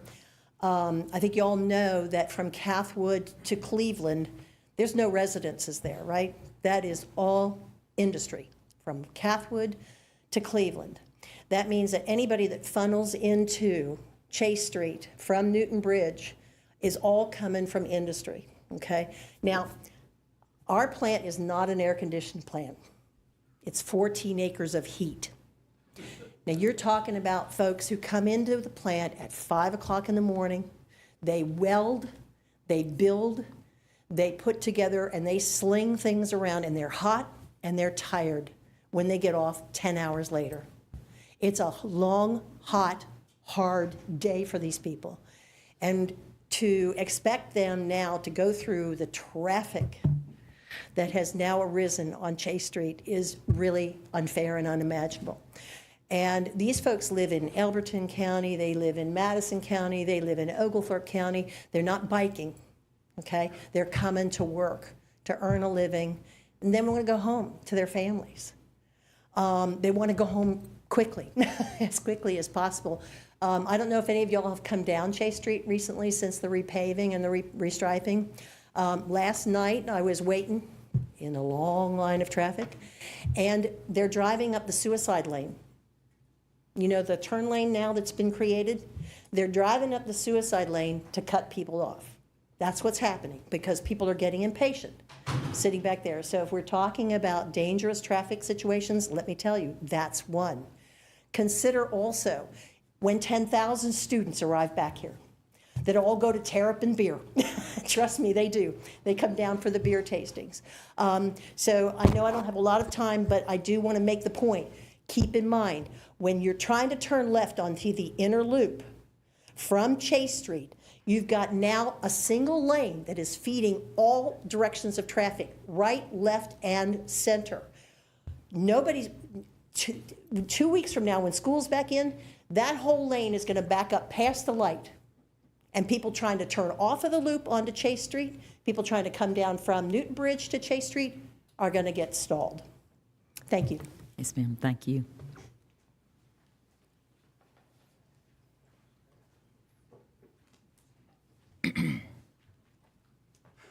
Good evening. My name's Amy Cassane. I live at 526 Highland Avenue, and I'm the Executive Director for the Athens-Clarke Heritage Foundation. I'm here tonight to speak to item 6, the funding of the designation study for Milledge Circle Historic District. First, I want to thank the planning staff and the designation committee of the Preservation Commission for bringing this recommendation to the Mayor and Commission. I also want to somewhat belatedly thank you all for putting the $50,000 into this year's operating budget for historic preservation. I think that is great to see, and I hope we will see that from here on out so that we can fully implement our historic preservation ordinance. With regard to the Milledge Circle and funding that RFP, I have been in communication with Commissioners Wright and Hamby about the 3 options and with neighborhood residents, and have expressed some of the foundation's thoughts and ideas about those alternatives. Honestly, they all have merit. And so at this point, the foundation would simply like to express support for any one of those 3 study areas being supported. There are positives about all of them, so we support any of those that you choose to move forward to, and we hope you do choose to move forward to with those. I do want to take a moment to express support in general for Athens-Clarke County paying for historic designation studies and reports. The question of whether the government or property owners should pay for these has come up in the past, and it was raised at the work session as well. The analogy, for some reason, that is always given is one to speed bumps or speed humps. That is the idea that Athens-Clarke County asks neighborhood residents to pay for speed humps in their neighborhood, so why shouldn't the same principle apply to historic districts? But really, do I need to say that they're not the same? They're not the same at all. If a neighborhood gets speed humps, it doesn't really affect me unless I live in that neighborhood or if I tend to take a shortcut through that neighborhood, in which case it's actually directed at me. So I don't have a stake in that. But historic districts, on the other hand, are not just about benefiting the residents of that district. Historic districts are a huge part of Athens-Clarke County's historic character. And for one thing, I'll just talk about one thing because that's all I have time to talk about. They contribute greatly to the economic development in this county, whether through real estate prices and the property tax dollars that come from that, or heritage tourism. Not everyone who comes to Athens is going to football games. Historic preservation, heritage tourism is big business. It really is. And while property owners obviously benefit from being in a historic district, they also have to jump through additional regulatory hoops when wanting to make a change to their home. So they, in fact, bear the responsibility for maintaining a resource that contributes to the good of all of us, not just to their neighborhood. And so to just paraphrase how you can think about this is in talking to people at the Convention and Visitors Bureau and the Athens Welcome Center, they get a lot of requests for maps of historic districts, walking tours of historic districts, driving tours of historic districts. To this date, they have never gotten a request for a map of speed humps in Athens-Clarke County. Thank you. Thank you, Ms. Cassane.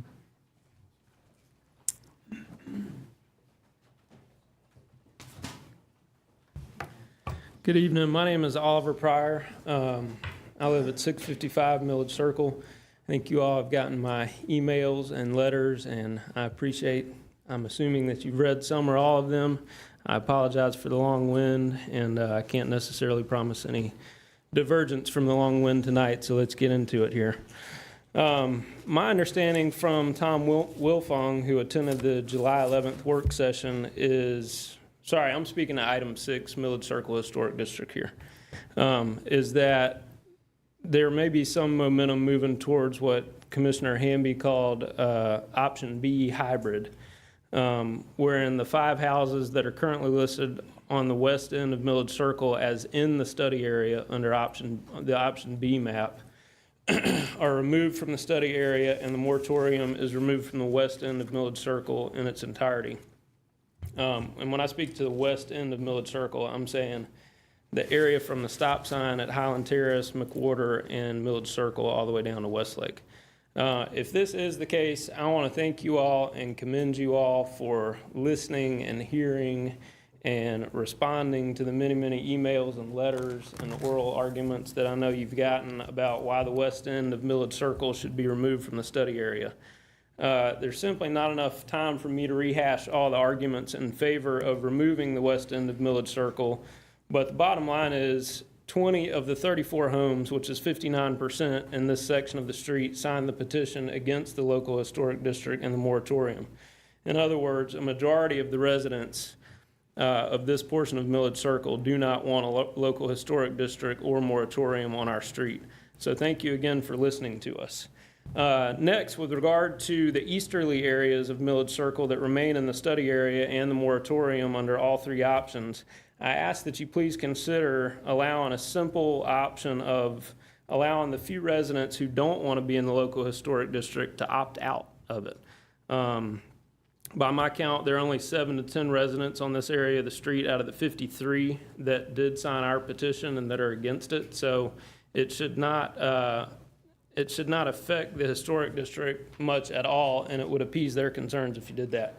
Finally, with regard to option B as it stands on the list, I think 73 new properties have been added that are outside the scope of what was the original Milledge Circle / Castalia study area. I just ask that you consider the sensitive nature of the historic districts in general, the fact that those property owners have no notice or time for discussion, and remove those properties from the study area. So in closing, I'm going to ask, I appreciate you responding to our requests. I ask that the west end of Milledge Circle be removed from it. I ask that the remaining properties on Milledge Circle be given an opt-out provision, and no new properties are added to the original Milledge Circle study area without proper notice and time given to those residents to discuss the issues. Sorry, long-winded as I prefaced. Thank you, Mr. Pryor.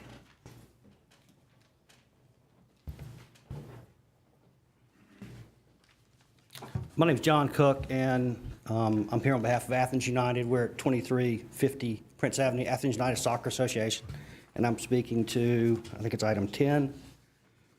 And we are requesting that you accept our donation for lights at Holland of the 2 fields are not lit at Holland Park. Accept donation and authorize expenditure of the remainder that require the lighting. If you're not familiar with Athens United, we're a 45-year-old soccer club, been through ups and downs with soccer, and are pretty established. We serve over 1,000 kids at any time, boys, girls, age 5 through 18, and we like to feel like we're giving back as well. We have 2 major tournaments that bring in the economic impact we project at, with help, at $1 million per tournament. One coming up in August. So we feel like we're giving back. And really, that's, I'm sure a lot of you are familiar with our program, so that's our request. Thank you. Thank you, Mr. Cook. Anyone else wish to speak to us tonight?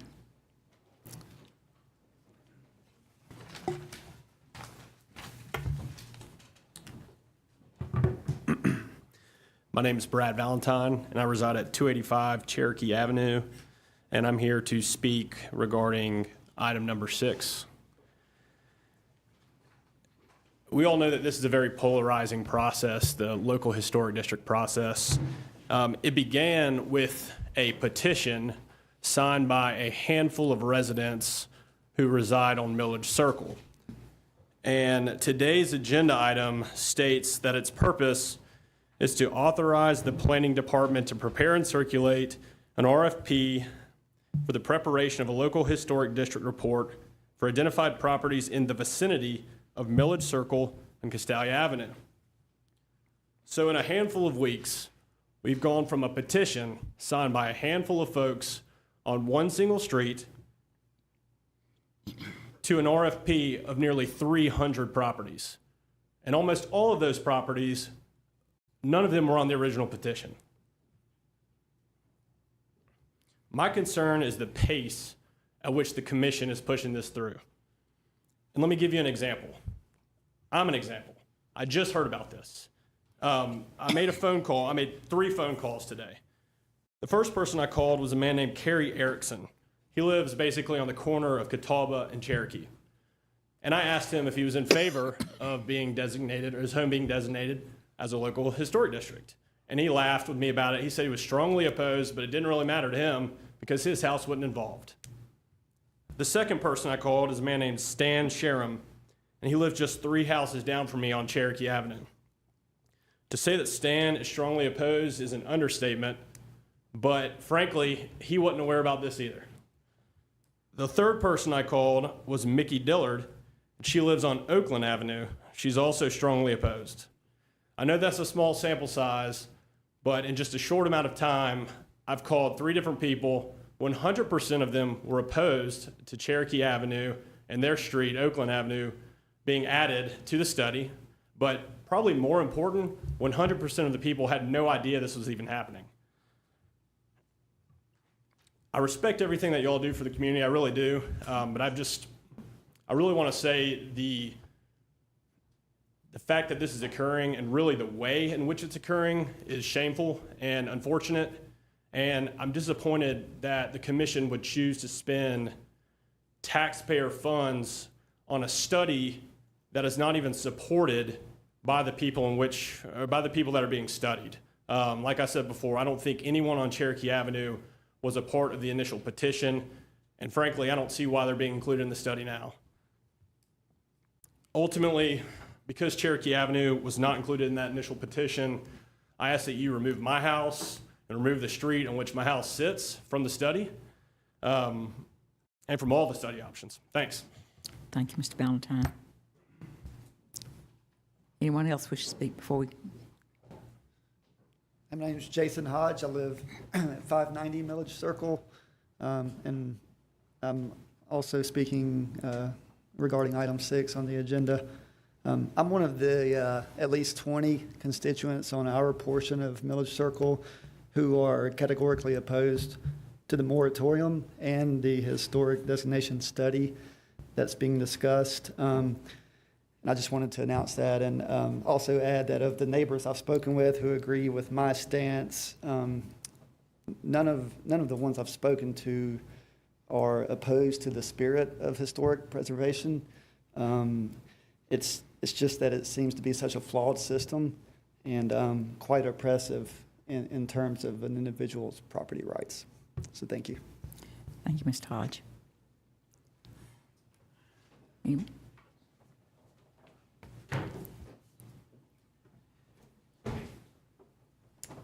I'm Mike Fitzgerald, 535 Milledge Circle, item 6. You guys have a tough job, spending a finite amount of money. I know it gets really tough when you have to dictate policy on how people lead their lives, and that's got to be tough.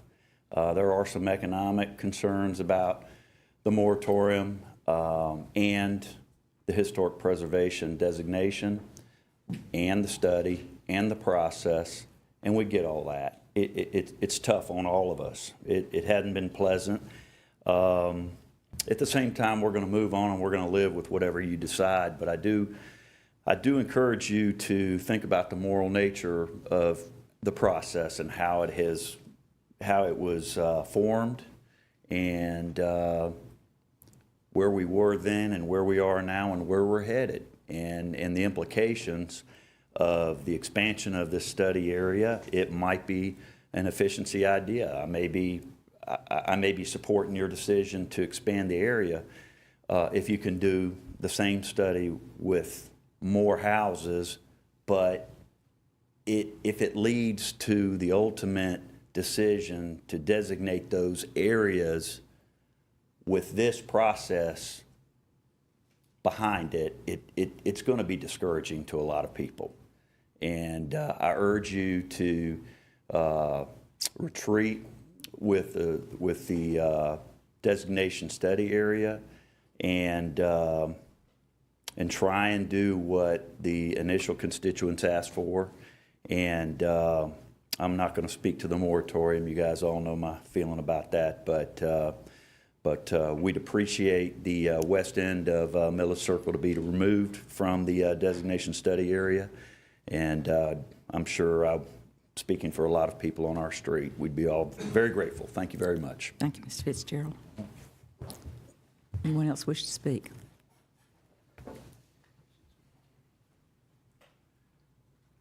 Carl Jordan, 185 Kings Road.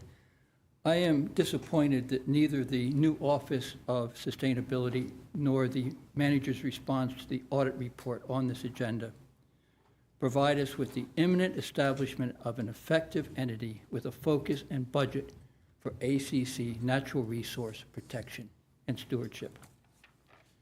With that said, let me move on to the donation by United Limited for lighting. Very generous. I thank them for their $165,000 donation, their willingness to help pay for something they want, and for the youth programs that this community benefits from. But there are two corrections that need to be made to your agenda report. One is the statement that LEDs generate less light pollution. Now, that's not inherently true. It depends on the installation and the wavelengths of the light. In this case, probably 5,000 to 6,000 kelvins is likely, which provides more light scatter and more luminous haze, according to the Rayleigh Index. Second, it claims that the installation is compliant with ACC lighting ordinance. That's absolutely not true. My original draft included sports lighting, but was deleted. Therefore, the ordinance does not address or regulate sports lighting in any way. Let me turn to the standards that U.S. Soccer Federation Athens United is relying on the standards of the U.S. Soccer Federation. They're good standards. They're sensible standards. They promote a 30-foot candle average. 30-foot candles exceeds anything in our lighting allowed by our current lighting ordinance, but that's what you need for nighttime sports. A 2-to-1 maximum to minimum foot candles, which means if you have a 30 average, you could have, half of it can be 20-foot candles, half of it can be 40-foot candles, and that way you come out with a 30 average. But that means you've got 40-foot candles at some point. More uniformity is always better than less. 2 poles per side, that's also reasonable. What I ask you to do, though, is because LED lighting is new, it's in its infancy in this application, get yourself a photometric design and be sure you can do it for the $290,000 budget that's anticipated. Generally, this project, plus a request before you next month for Quick Trip, reflects flaws in the current ordinance, especially new LED technologies not addressed. In short, the lighting ordinance, more than ever, needs a top-to-bottom revision, and I hope you'll undertake that soon. Thank you, Mr. Jordan. Anyone else?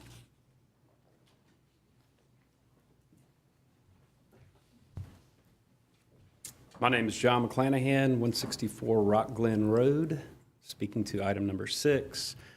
It was brought to my attention via text message a few days ago that Rock Glen Road was being considered in option B and option C of the historical designation. News to me. I understand that there's some fairly significant impacts that involve my property rights with that designation. I would love to know if many of, or all of the commissioners have even ventured down Rock Glen Road. It's a street of about 11 or 12 houses. My house is probably the oldest, built in 1950. There's actually a duplex that is located right across the street from me. While I am certainly not a historical expert, I can certainly attest to the fact that this is not a historical area of Athens-Clarke County. And if we are doing a service to all of the residents of Clarke County, then I think that we certainly need to at least reach out to the people that we are making decisions that directly impact them as a matter of courtesy. And I think that we also need to be mindful of these decisions and how they ultimately impact the community as a whole with regards to what happens to these areas when the property rights of the owners are diminished by such a designation, and ultimately it deters future development and folks that want to try to get back into this community. I mean, I've lived here for 50 years, so please be mindful of that. If you haven't been down Rock Glen Road, and gosh, we pretty much count every car that comes down there on a daily basis, then I don't really feel like you have a whole lot of experience and information with regards to making a decision here. And I certainly respect the other folks that have spoken out with regards to the west end of Milledge Circle. I think all of us are in agreement that this is not the appropriate way to go about trying to preserve the character of the 5 Points areas that are being affected. Thank you. Thank you, Mr. McClanahan.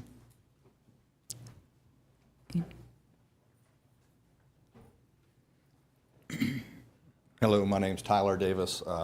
Speaking about number 6, I live at 644 Milledge Circle. That's on the west end of Milledge Circle. I'm also a builder here in town, so I've been following the historic preservation from that side of things also. I've obviously written letters. I hope y'all have received those. And I support everything that Oliver spoke about earlier down there.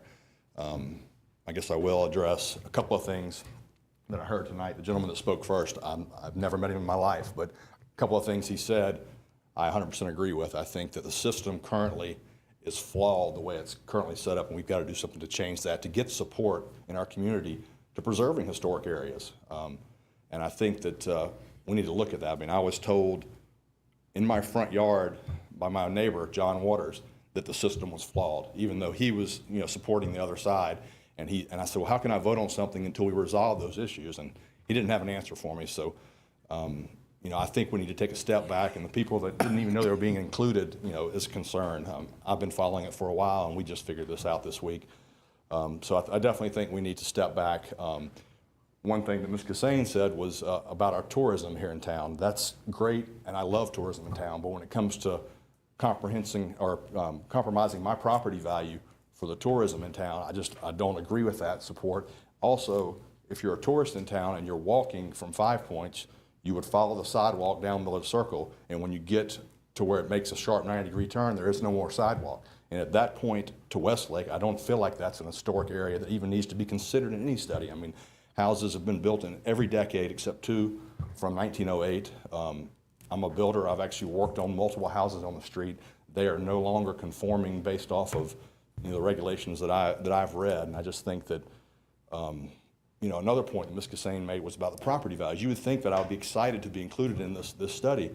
And I've heard from day one that it increases the property value of your house. And I would like any of y'all here, based on Q Public Record tax records, to find 3 consecutive houses within a mile radius of 5 Points that the property value has not gone up besides Rock Springs Historic District. That's the only house I can find anywhere within 1 mile radius of 5 Points where the property value has not increased over the last 3 years. They've remained the same over there. And I think this is a lot for the property value when it comes to a historic area. If you, Mr. Hamby disagrees with that, but okay, well, I'll be glad to hear that. I've heard that from day one, that my property value has increased since I've owned the house for 4 years, for the last 4 years, and we're not historic. And I would based off my tax, I would say it's probably increased more than any other area in 5 Points. So I appreciate you listening to our concern, and I think we need to consider the areas we study and make sure that everybody's on board. And if not, I would like to be able to opt out of the historic area.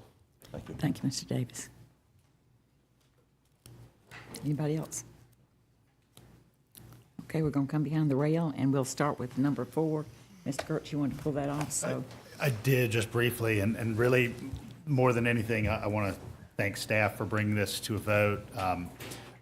This may seem kind of arcane to some people who would read this item, which is an initiative by our Housing and Community Development unit to take a proactive approach to housing affordability and integration, both racial and economic, throughout our community.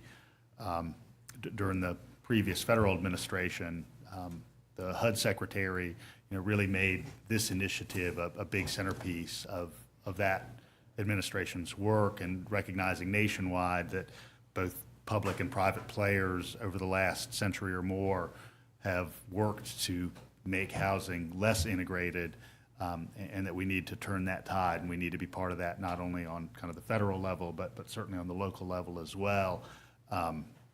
I think it's fair to say that in the current federal administration, there are a lot more questions than answers, but I'm proud of this government for saying that one of the answers is making sure that we don't have zones of poverty in this community, and this is work that's set up to do that. So I'm happy for this to be on consent, but I just want to thank staff for moving forward with this.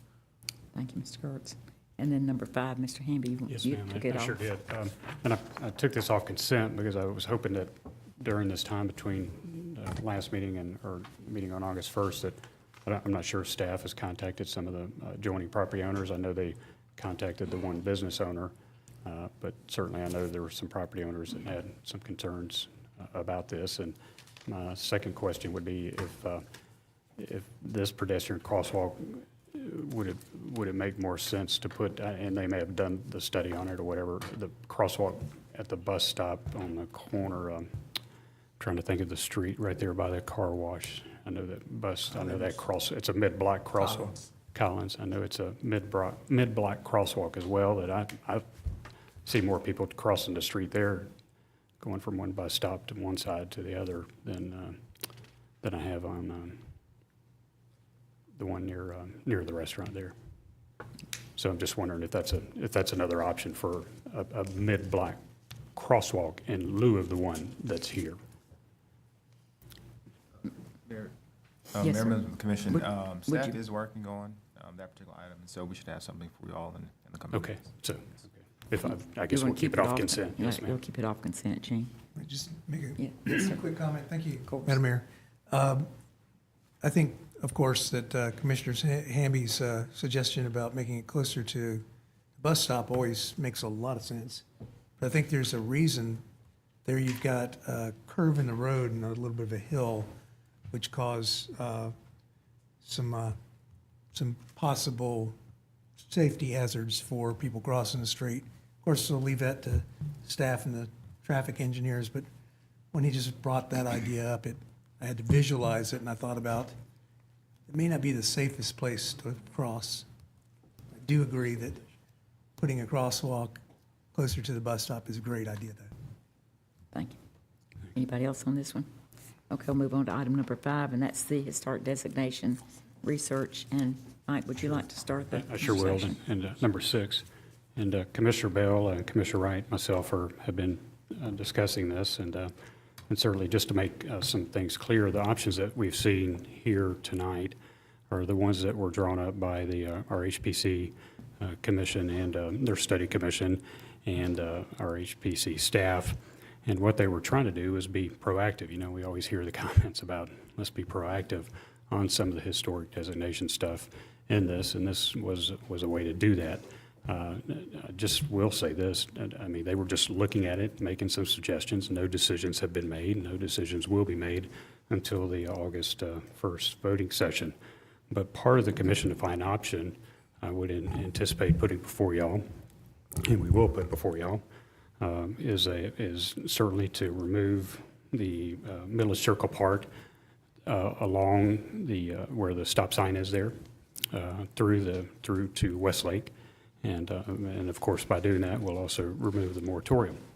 And then the areas that we know for sure that we'll look at are the areas that the majority of the homes have told us they would like to look at, and that's Castalia and that lower part of, or upper part, however you're looking at it, Milledge Circle. So, so with that said, I mean, I think we would have some concerns about looking at other areas and paying for other areas in a study without some sort of knowledge about what those streets would want to do. I mean, certainly, maybe at some point, or maybe inclusive on this study, is just a survey of those streets that are being recommended. At some point in the future, would you like to be in a historic district? Yeah, and that gives us an idea about future possibilities for expanding more historic districts. But for right now, for these purposes, we've heard a lot of comments about this, certainly against and certainly for, and I just want us to make sure that we don't jeopardize what we know could happen on Milledge Circle and Castalia. It doesn't mean it's going to happen. It's, the study has to be done, has to see what people think, and go from there. So that's if that makes any sense. I hope it does. That's the thinking for right now. Ms. Bell. From the beginning of this process, which has been probably the most challenging thing I've had since I became a mother of 3 children, from the very beginning, we talked about the issues. And you and I had discussed, through my dealing with whatever, that you would like to put a committee together to work on addressing the balance of what these people from that area are asking for. Could we possibly put a hold about what these people in this area that have been put in the A, B, and not the C, but for the area, to let that be a part of what that committee will address and talk about, or at least inform the people of, and at least get some more dialogue? And I don't know what your intentions are with that committee, but that's in my thinking of trying to look at some solution and resolution that will make a lot of people more comfortable. Yeah. Well, actually, Mr. Hamby had requested that I put the whole question of historic preservation, the ordinance, all the associated regulations, everything related to it, into one of our standing committees. Yes, ma'am. Which I think is the appropriate place for it. Yes, ma'am. And I had put off doing that because it is such a divisive issue right now. Right. And possibly I need to do it at this next meeting. We'll talk about that. That's fine, Yeah. but thank you. And before I come to you, let me get Mr. Gertz. Yeah. Did you ask to speak? Yeah, thank you, Madam Mayor. I just want to say a couple of things. I mean, one, I'd like to endorse the approach that Commissioner Hamby has taken to the kind of west end from Highland West. I mean, I think that's appropriate, kind of given what we've got in front of us. And then also want to make very clear as I can for members of the public, I mean, really the difference between a study area moratorium and designation as a local historic district. I very much at our work session took staff's approach to be essentially a high-flying interest in what that block-by-block development of this area of 5 Points ended up being laid out like, so that 2 years or 5 years or 10 years from now, should someone on one of these streets that is not part of the moratorium come forward and say, we might be interested in banding together as neighbors and having an historic district, we've got some of that base knowledge, some of that underlying knowledge. I mean, that was certainly the feeling that I had at that work session, it's the feeling I have tonight. I just want to make it clear, don't believe we're poised to request an historic district by the commission upon any of these streets where we've not already had interaction with the neighbors, and I just want to make that clear. Mr. Hamby wanted to speak again. Didn't you want to be recognized? I'm sorry. I did. I'm sorry. Okay. I think I did. But I was just wanted to say too about the committee and the work there could be done in conjunction with for certain the study that would hopefully be done on Milledge Circle and Castalia. But and so I just wanted to make sure that the thinking for the commission-defined option. But for the commission-defined option too, I do, like Commissioner Gertz, I do see some benefit in looking at that area, but I certainly think we ought to just make sure to tread carefully there, just because we want in order for historic preservation and designation process to work, however flawed the process may be, or you think it may be, the one thing that's not flawed is that, certainly a majority of the homeowners on whatever street we're looking at have to agree to it, like speed humps and such as that. So that's the key element there. And what I would suggest perhaps being part of a commission-defined option is not necessarily doing a full-fledged study of those outer streets.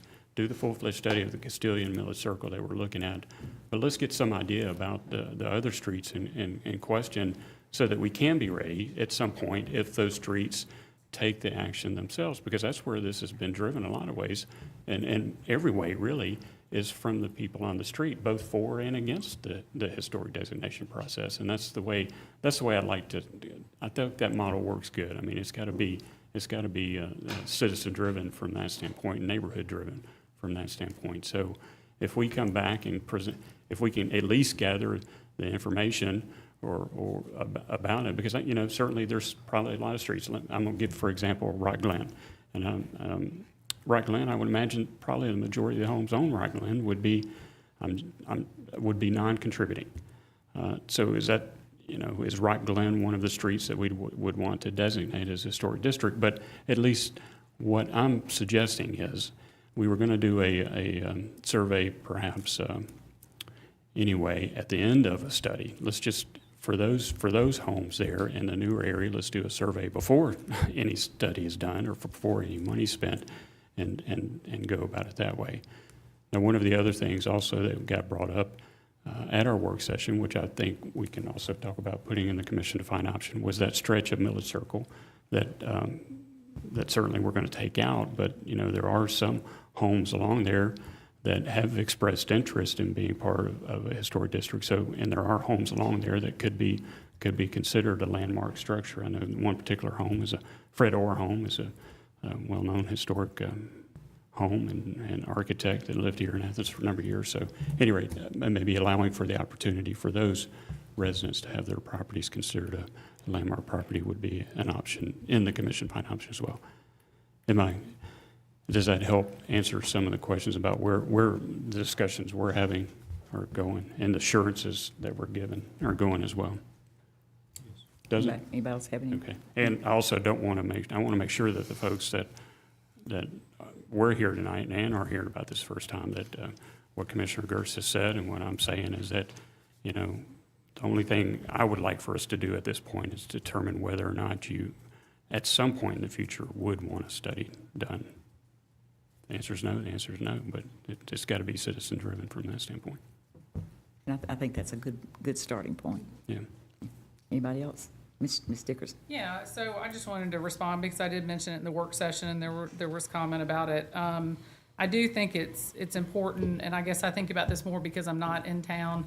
I'm on the outskirts, and we always try to think about balance, and I think we've tried really hard to try to balance things. But there are things that happen outside the county or outside the loop that citizens have to pay for, speed bumps, sidewalks now, that the government doesn't provide any, assistance for. And so I'm a little concerned that I get, okay, in general, yeah, historic preservation is great, but so is keeping green space. But the people who've been restricted to use the green space in the county out in my district don't really get a benefit from it, financial benefit. The county's not helping them with anything right now. So, I'm just concerned about how we, balance things out a little bit, maybe pick and choose how we use our money. And it's not a lot of money, but I guess I just think if you're going to get some benefit, and certainly they're going to get tax relief potentially, yes, they have to go through more hoops or whatever, but they're still going to get some benefit from it. I think I figured up on the option A, it was like $133 per house. Of course, we're not talking option A, but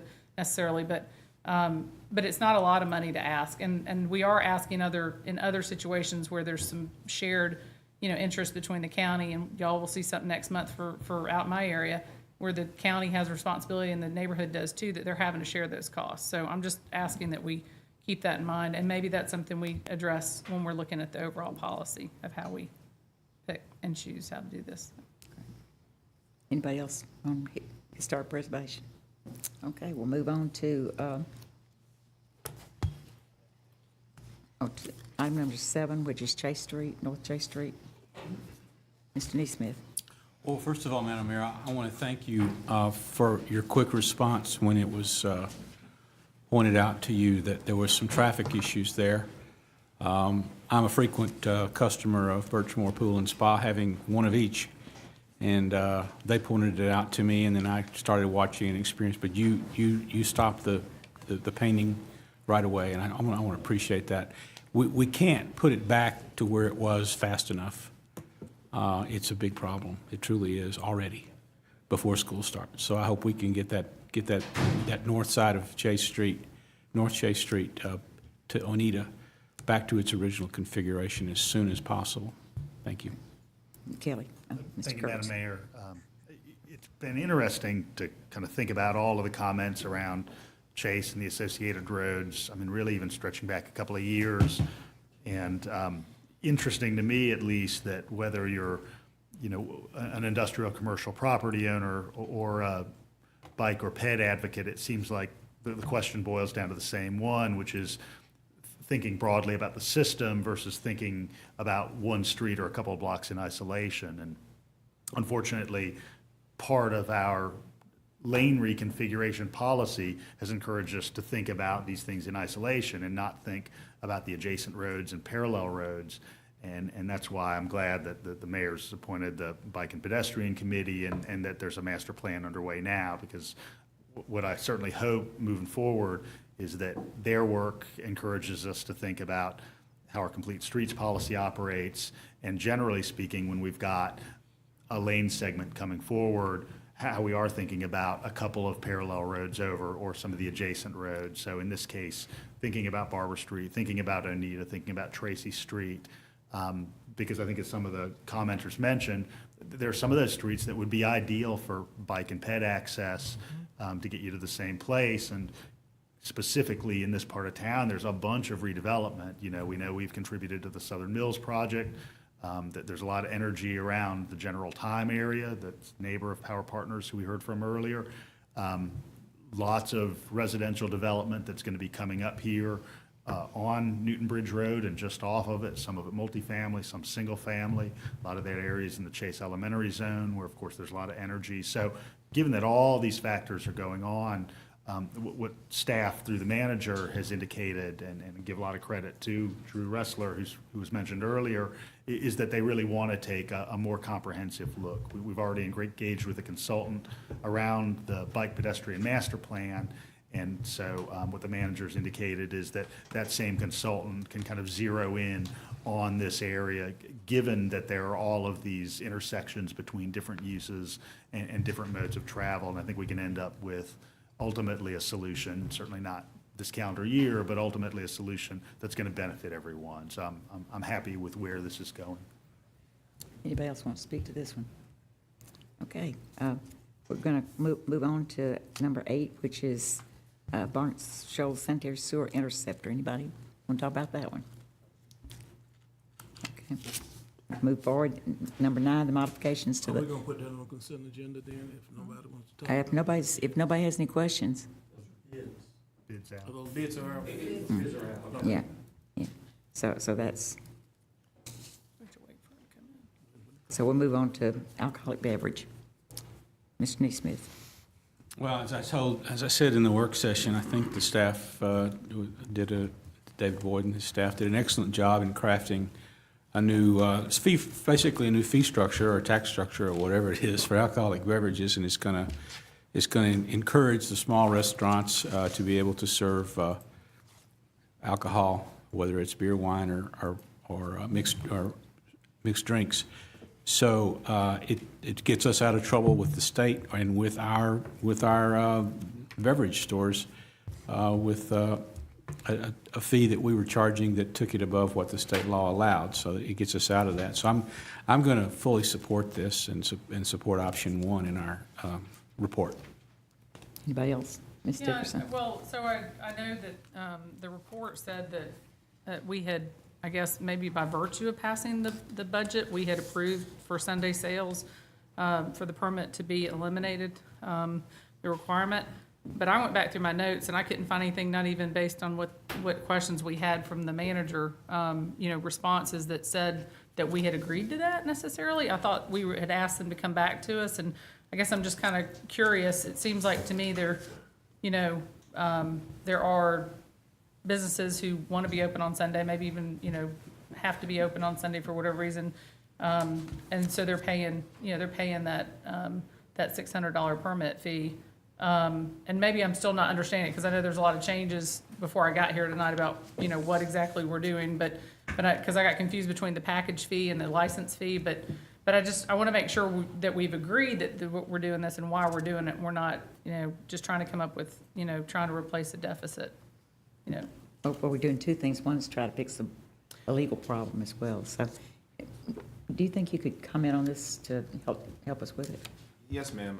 The finance director, David Boyd, has indicated that through the adoption of the budget, the revenue adjustments were made during that process. So he said they were already sort of accounted for.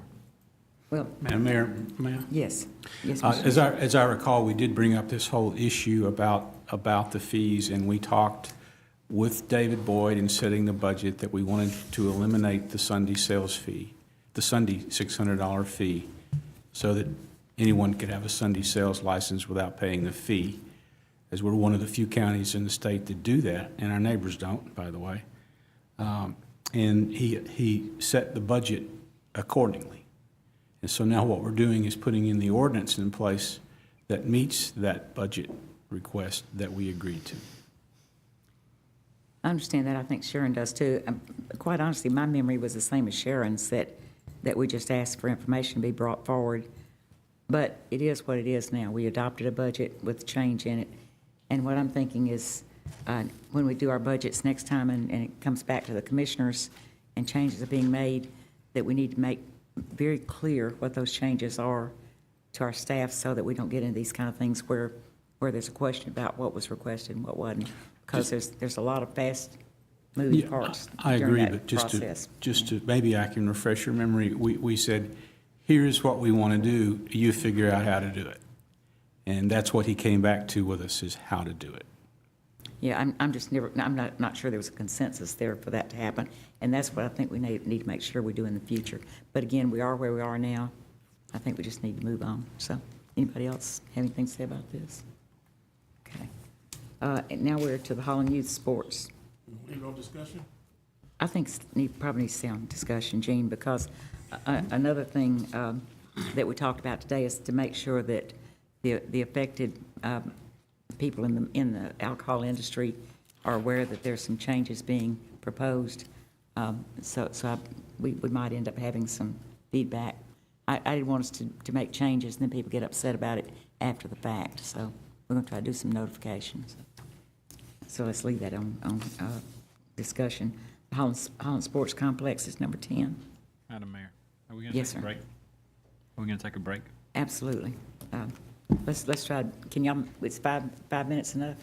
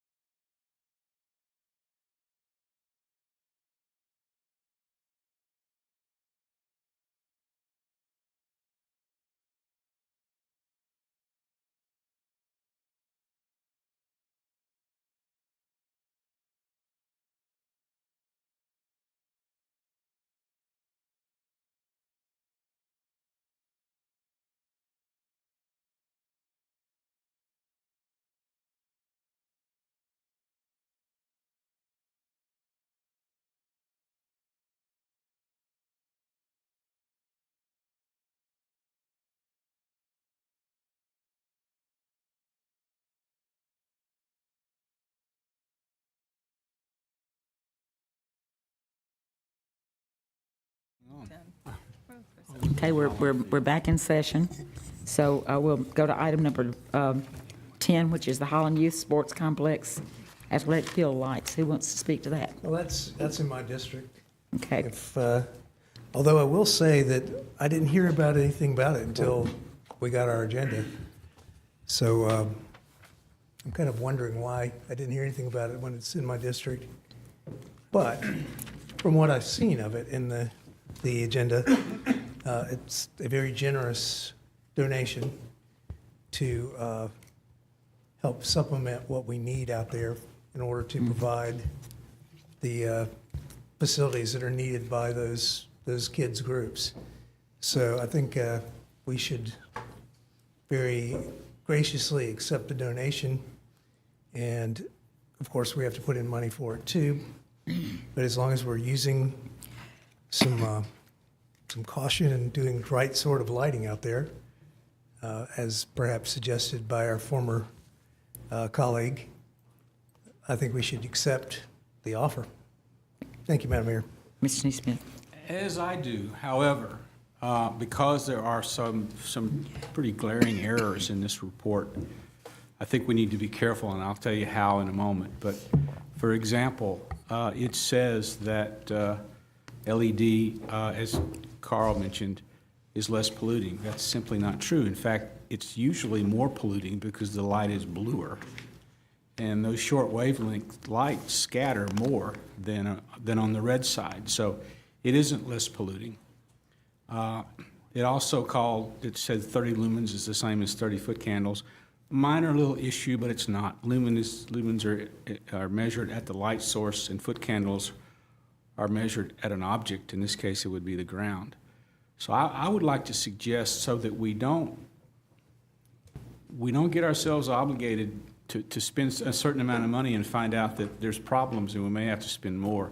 I would like to suggest, and this is not hard to do, that there be a photometric study of the effect of the lighting that they are proposing, so that we know that we're not overlighting and we're not underlighting, and we're not scattering light too much. So I hope that study will show that, for example, that maybe 5,000 degrees Kelvin may be a little too blue, but in any case, that we see that we are getting an average of 30-foot candles with a maximum of 40 and a minimum of 20, which is the soccer standard. And just do a photometric study and then move forward. That way we feel better about spending the money and know that we're spending it well. You got that, Mr. Justin? Okay. Anybody else? Mr. Gertz? I might add, and I'll need Yes. to get it to you all, but the photometric study was completed, but we'll make sure to disseminate that to the Mayor and Commission so that you all will have access to it and can refer to it. Thank you. Thank you. That's good information. Mr. Gertz? I had a question for staff that they can provide information to us for kind of at some future point, but Facts and Issue 7 mentions that, given the reallocation of some funds, some planned projects will move kind of further down the calendar, and I'd just like to get some indication from them when those items will happen, the replacement of some scoreboards in Field Netting at Trail Creek Park. Okay. Anybody else? Okay, item number 11, audit report. Ms. Maddox, would you like to speak to that? Start with a 30-second elevator pitch. Yeah, that's all we need tonight. Just really brief. I'll go over and just share with you. We were tasked with this particular audit to identify how many BACs existed in Athens-Clarke County. In addition to that, we were asked to find out their goals, objectives, meeting schedules, meeting times, and also the members of the board, just some basic general information. At the conclusion of the audit, 34 BACs were identified, and I will share with you, it was quite challenging and putting together a list because we were never sure if it was truly complete. At the conclusion of the report, 5 findings were identified, resulting in 11 recommendations. The gist of the recommendations are: there is opportunity to improve public knowledge and access by establishing an online presence for all the BACs. Also, This audit indicated opportunities to improve awareness and increase the community involvement, perhaps if they had access to the internet and/or TV. There were 7 recommendations.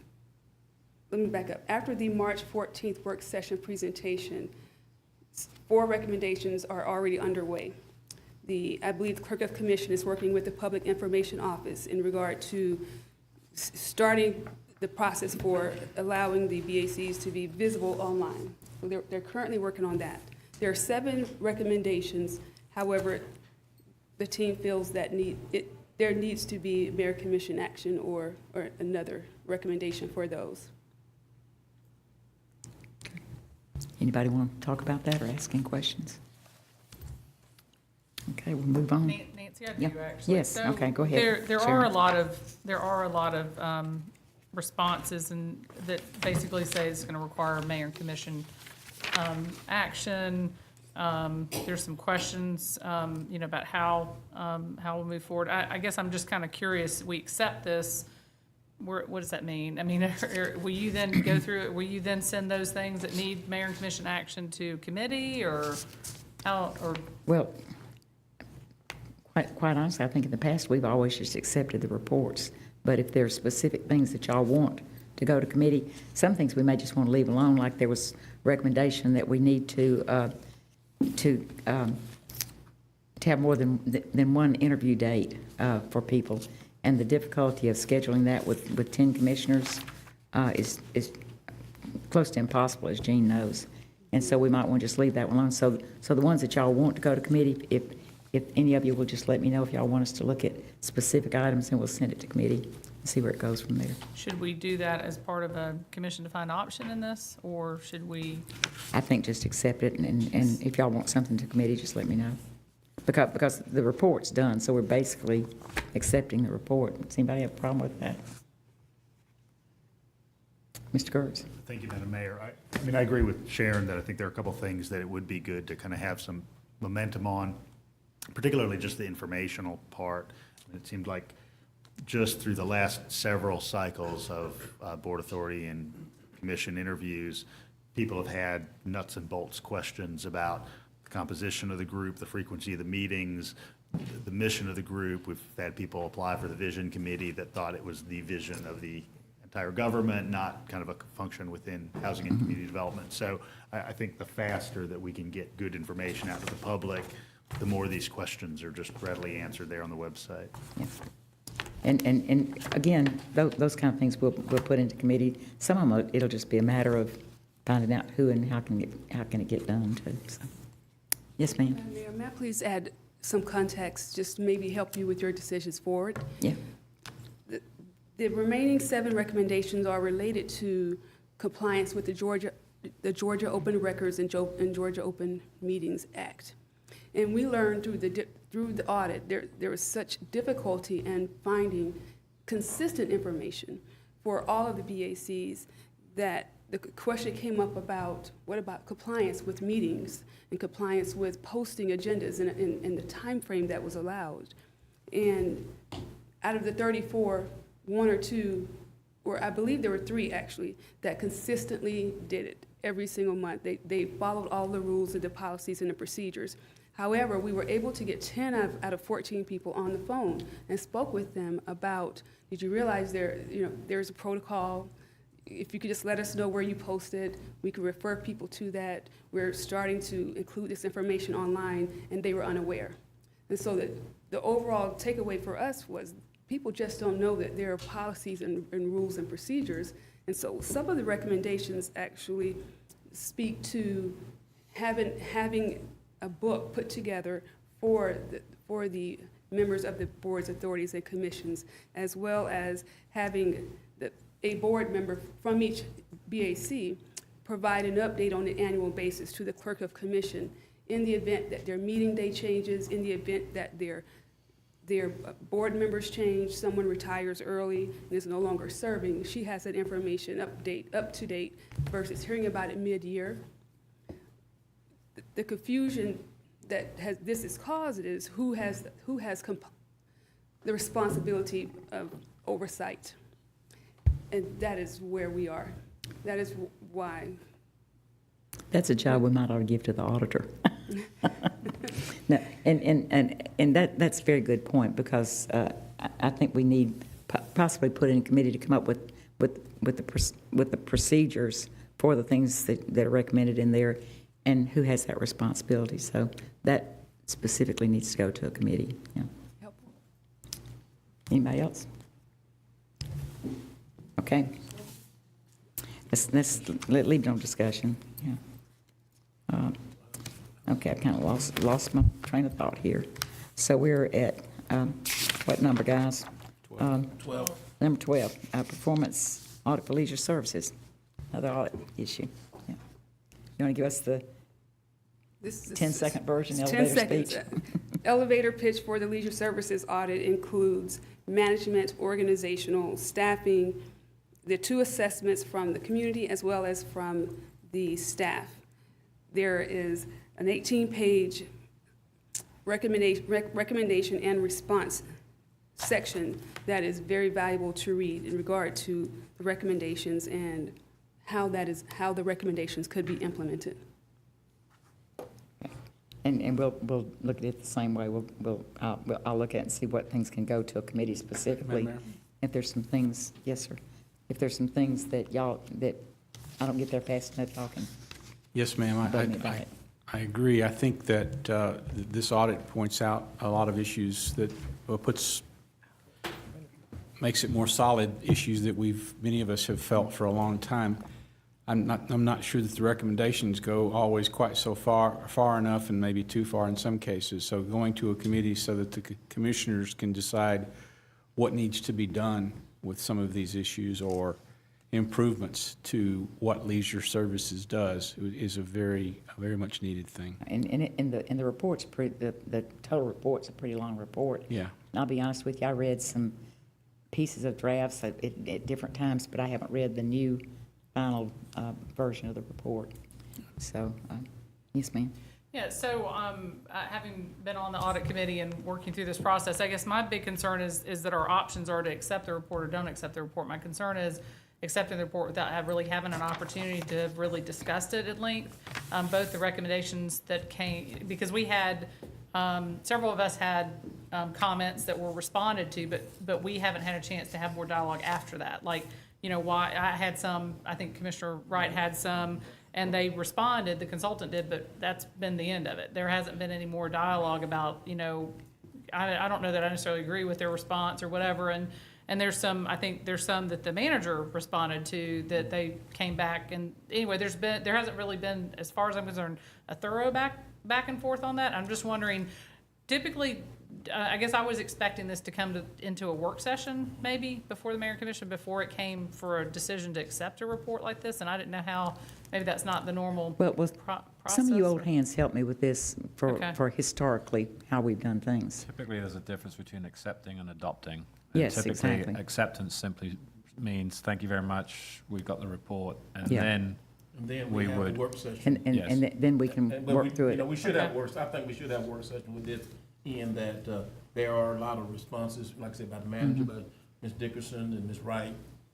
As I read through this the other day, we need to have, all of us need to have a discussion about this, because it is one of the larger departments that we have, and it's been a lot of concerns, having been here, like I say, for the past 25 years, we worked so hard to put it all together as one group because of trying to go from recreation, leisure services, basically Greenway and all this. And now it may need to be divisions may need to be created. And of course, it also addressed the leadership, in this. And that's something that we definitely need to do as, our managers getting ready to, at some point in time, pretty soon, make a decision as to who the next leader of leisure services will be.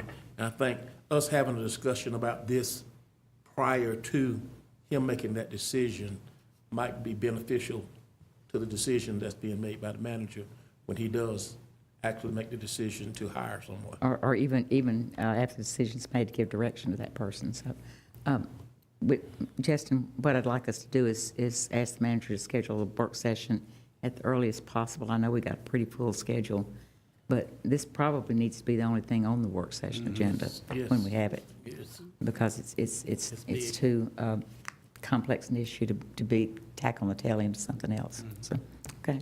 Thank you. Thanks, Sandy, that's helpful. So, item number 13 is Superior Court request for full-time authorized position. And if y'all hadn't gotten into the nitty-gritty of that, they have a full grant to support this. So, any discussion on that? Can we move that to consent? Let's move it to consent unless somebody has a problem, Gene. Okay, and then item number 14 is the COPS grant application by the police department. Right now, we have it by title only, so, but that's that's right, we did get it, and y'all got it too. Isn't it 21, would fund 21 officers if we get the grant? Isn't that what I remembered? Does anybody else? I think it was 21 officers is what we would, if we get what we're asking for, it would fund 21 positions. So unless y'all have some discussion, y'all want, I think we need to leave the COPS on discussion agenda since probably nobody's had time to read it yet. Yes, please. So bring Mr. Brad up here, we'll go on to planning items.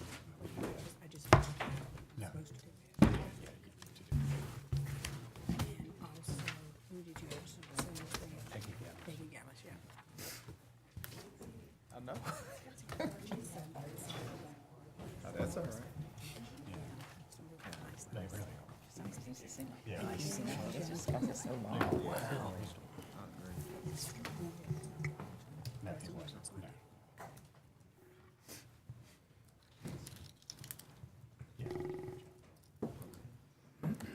Yeah, I announced that we'd be doing that, so it's going to come off consent. I told them that at the very first, you know, the first one. Okay, Mr. Griffin, I'm ready whenever you are. Okay, it'll be just a minute.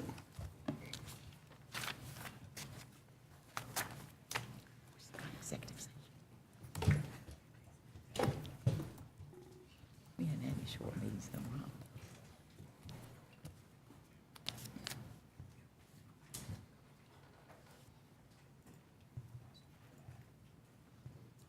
Okay. Yeah. All right, we have two for you this evening. First item is a special use request at 387 South Milledge, which is quarter special district overlay.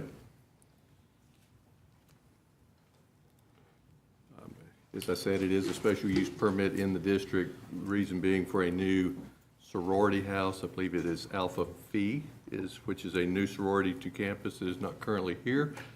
There are 4 variances included within the special use report, largely, if not exclusively, dealing with the design of the parking in the rear of the building, the number of spaces, the design dimensions, aisle dimensions, number of compact spaces, and then even the lot screening really is related to that area along the northern side of the rear parking lot. I'll show you when we get to the site plan exactly where that is. No requirement to change our future development map designation if approved, and with all special uses if approved. The application report, site plan, and elevations become binding.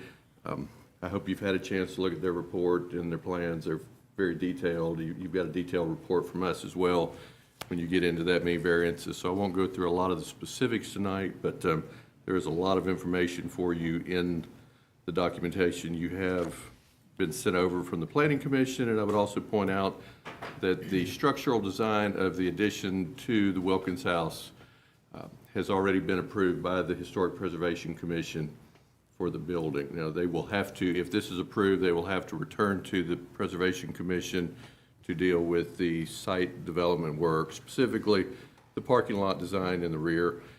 That came so late in the special use process as we were trying to work through some issues with the designers that it was too late to get in front of Preservation Commission with those site changes. But the building itself, which is about a 10,000 square foot addition to an existing landmark property on Milledge Avenue, has been approved by HPC.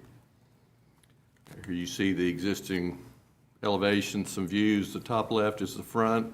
The front of this property, as seen from Milledge, will largely, if not exclusively, stay as it is now. You will see some of the addition, but it is offset to the rear and to the north, and there are a couple of computer generated photos in here in just a minute that I can show you to demonstrate that. And then just some of the other shots from the property. That's, I believe, the northern side that you see on the top right, the rear yard in the bottom left, and then the rear street elevation from the entrance gate to the existing residence today. Brad, is that brick entrance already existing? That is an existing brick Or is entrance. that coming off the back street? That is, it's off the rear, and it will be removed as part of the expansion. They really, I mean, they looked and they tried really hard to keep it in. I know they wanted to keep it in when we started getting into, there was a sidewalk variance required. It started to get into their ability to design their parking to get enough spaces in the rear to accommodate the residents of the facility with 2 or 3 extra, which they were able to do. But unfortunately, it meant that rear wall and driveway location had to be removed. Okay, so you see the site plan here. The existing house is this box. This is the addition to the rear and offset. And as you'll see in just a minute from some of the computer-generated drawings, they've done a good job, I think, in trying to maintain that existing historical front facade elevation as the dominant feature with all of the additions to the rear. But given the location of where this house sits on the property in terms of depth from Milledge, in addition to really the need for that addition to be to the rear so as to not negatively impact the historic structure, that's where we started really getting squeezed on the parking to the back. And so they have gotten as much parking as they can out of what they have to work with. And it does get them to a number of 61, which meets the residency, it meets the house mother and kitchen staff and a couple of extra. So and then they've got some leased spaces for Monday night chapter nights and other events just north on Milledge, but within the allowable distance for off-site parking within the special district overlay. So here you see these are just computer-generated drawings of what it would look like upon completion. That top photo, you see the existing house and how the addition to the rear and north is really recessed to the back with a hyphen between the 2 sections of the addition to kind of break it up a little. This is looking from kind of the southwest corner at the house, and I think it was important from a visual perspective to try to maintain that existing elevation without having buildings sticking out further south from that rear. This is the rear addition looking from the back entrance. And then again, the request is, we've gone through this, it's a special use for a sorority house. There were 4 variances needed. This one stayed with staff for really 2 to 3 cycles to work through from a design perspective and try to get them to a point we felt like we could best accomplish their design needs with the minimum variances required. And it ultimately was recommended for approval. All 4 variances recommended for approval, as well as the special use. We should have listed a condition here. There was a condition with regard to the exit driveway design, and I'll show you that in a minute.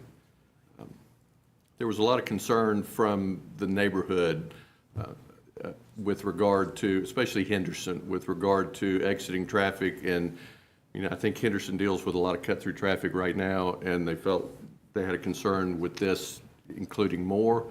The way this parking lot design works, it's a one-way circulation pattern. Advanced too far. Excuse me. Get up here again. There we go.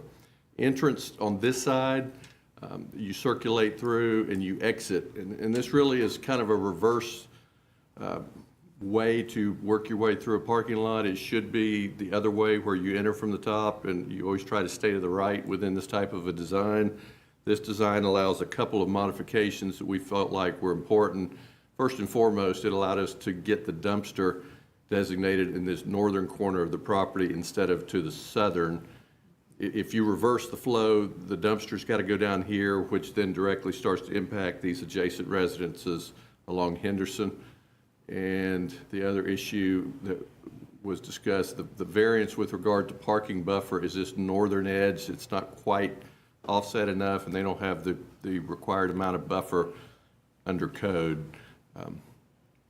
in that particular application. It is also our understanding that the existing brick wall on the southern property line, I think it currently stops at this location, and they have proposed to extend it to this location. So they'll basically bring it all the way from where it terminates at this point to the rear property line. Oops. And with that, these were not unanimous votes. Every one of them was a split vote, 4-3, but the recommendations to you from the Planning Commission are to approve the 4 variances and then to approve the special use permit. Ms. Bill, this is yours. Would you like to say anything first? Well, this is kind of eerie because Andy just mentioned the parking in the back. Will the young ladies be using that and riding the bus to campus so that there won't be the daily activity Monday through Friday? As much was that brought up in any of the dialogue? I mean, the parking that is in the rear will be for the women that live there. Right, So I would right, certainly right. assume, given parking issues on campus and with the bus available out Okay, front, that they okay. will. They did provide transportation statements okay. that they would utilize bus service. That was really the other thing that, we didn't recommend approval of the variances, but I think a potentially legitimate argument with regard to the design of that parking lot, because the spaces are a little tight, they're a little short, they're a little bit narrow. Yeah. But this will not function as a public parking lot where you or I would go to a medical facility or someplace and be in a lot that we're not used to. These girls will, as I understand it, will be assigned a parking space, and that's where they park, and so they will learn to get in and out of it. Yes. Because they're the only ones that will be in it. All right, one other clarification for me. The front driveway will not be utilized unless it's for a delivery or something that's a special permission. The front driveway will only be utilized, as we understand it, on an emergency basis if there is a need for emergency vehicles to get to the front of the structure. Okay. All right, then I'm going to defer to Mike and to Jerry. They met with today, and I will be meeting with the Birches tomorrow just for a finishing touch kind of thing before we Okay. bring it forward. Okay, and it was actually Commissioner Gertz and I that met Oh, with them excuse today. me, I thought, Yeah, okay, no, no. sorry. And I didn't mean to confuse y'all.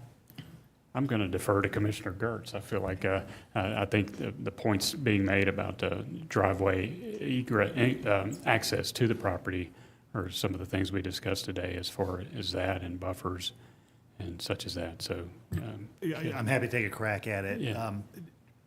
Just thinking about the plan writ large, I think the way that the structure additions were designed is pretty crafty and fit in well. The challenges, I think, created by this plan all really have to do with those variances, the parking.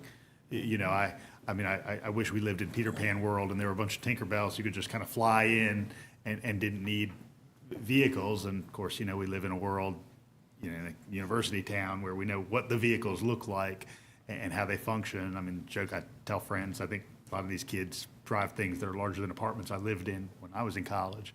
And so, of course, one of the variances is to increase the proportion of those small vehicle parking places, and I just wonder if that's a rational request. I know one of the previous iterations of the parking lot plan essentially eliminated those southernmost row of spaces to provide greater buffer. I would love to see some plan that could return to that, whether that was accessing some permanent off-site spaces or something else.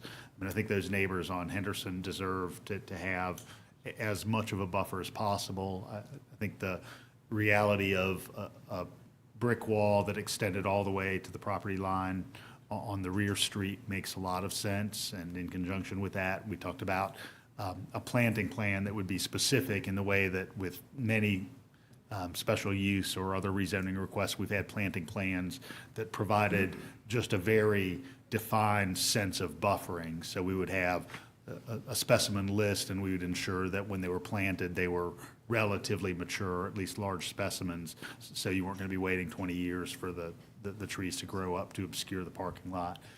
So that was some of what we discussed earlier. And then, some of the other questions I had, were, is the ideal access onto the rear, which we already know is kind of a congested street.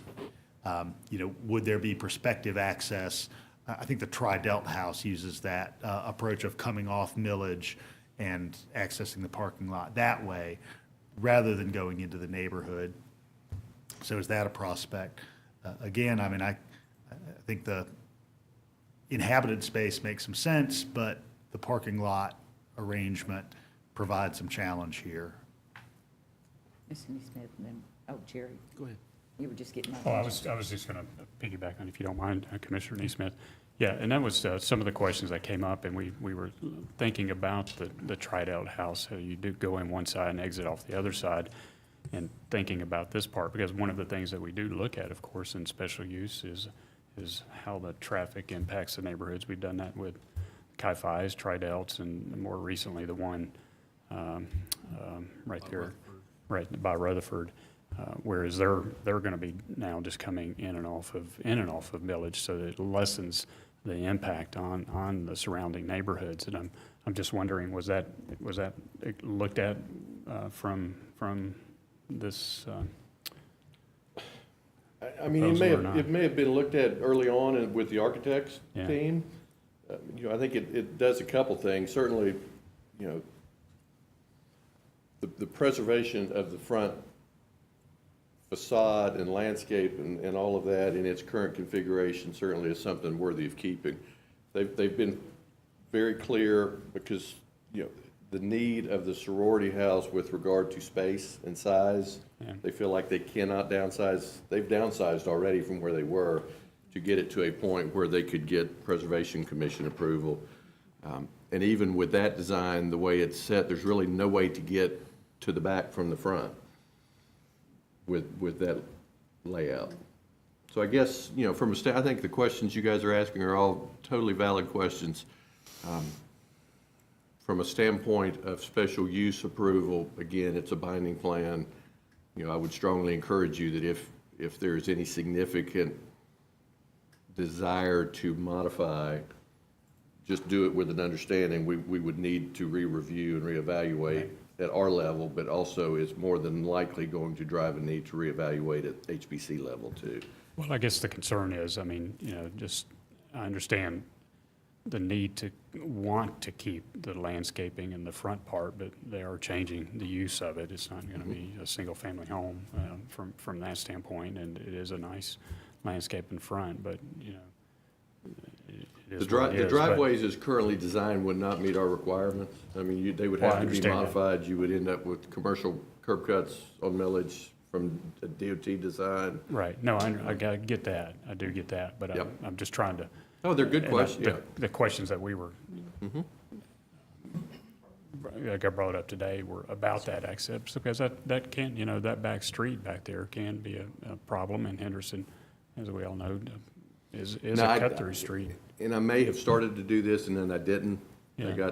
I got distracted with myself, but the Planning Commission did add a condition to this that I did not show you on the screen with the update, that one way in, one way out, the exit driveway, which is the driveway to the north, will be a left turn only. You've mentioned Not just a sign, but it will be designed accordingly too. And I know that may come with some limited compliance, but 'Cause the thinking was certainly there's really no need, given the block system that occurs within that neighborhood, for the residents exiting the property to take a right and go to. And you're right about that, and I appreciate the attempt to do that, but I know the realities of it, just especially living across the street from Chi-Fi's.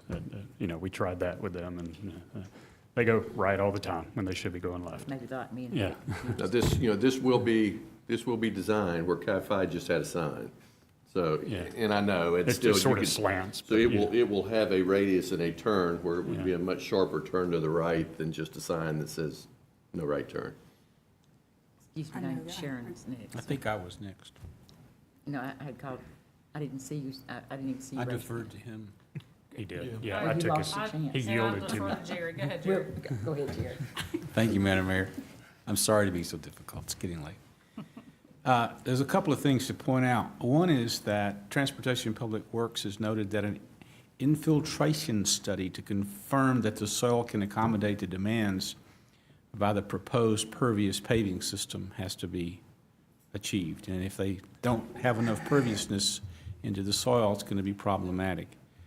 Also, they're reducing their parking requirement from what the staff calculated to be 132 spaces to 61, right? They're going to have 54 residents and a house mother. I'd like for us to consider we reduce their parking requirement to 55, so that they have a better chance of meeting the pervious pavement issue. Maybe save some trees, maybe, I'm not sure. But just, I don't think that 6 spaces makes that much difference if you're accommodating the women and the house mother in the parking spaces.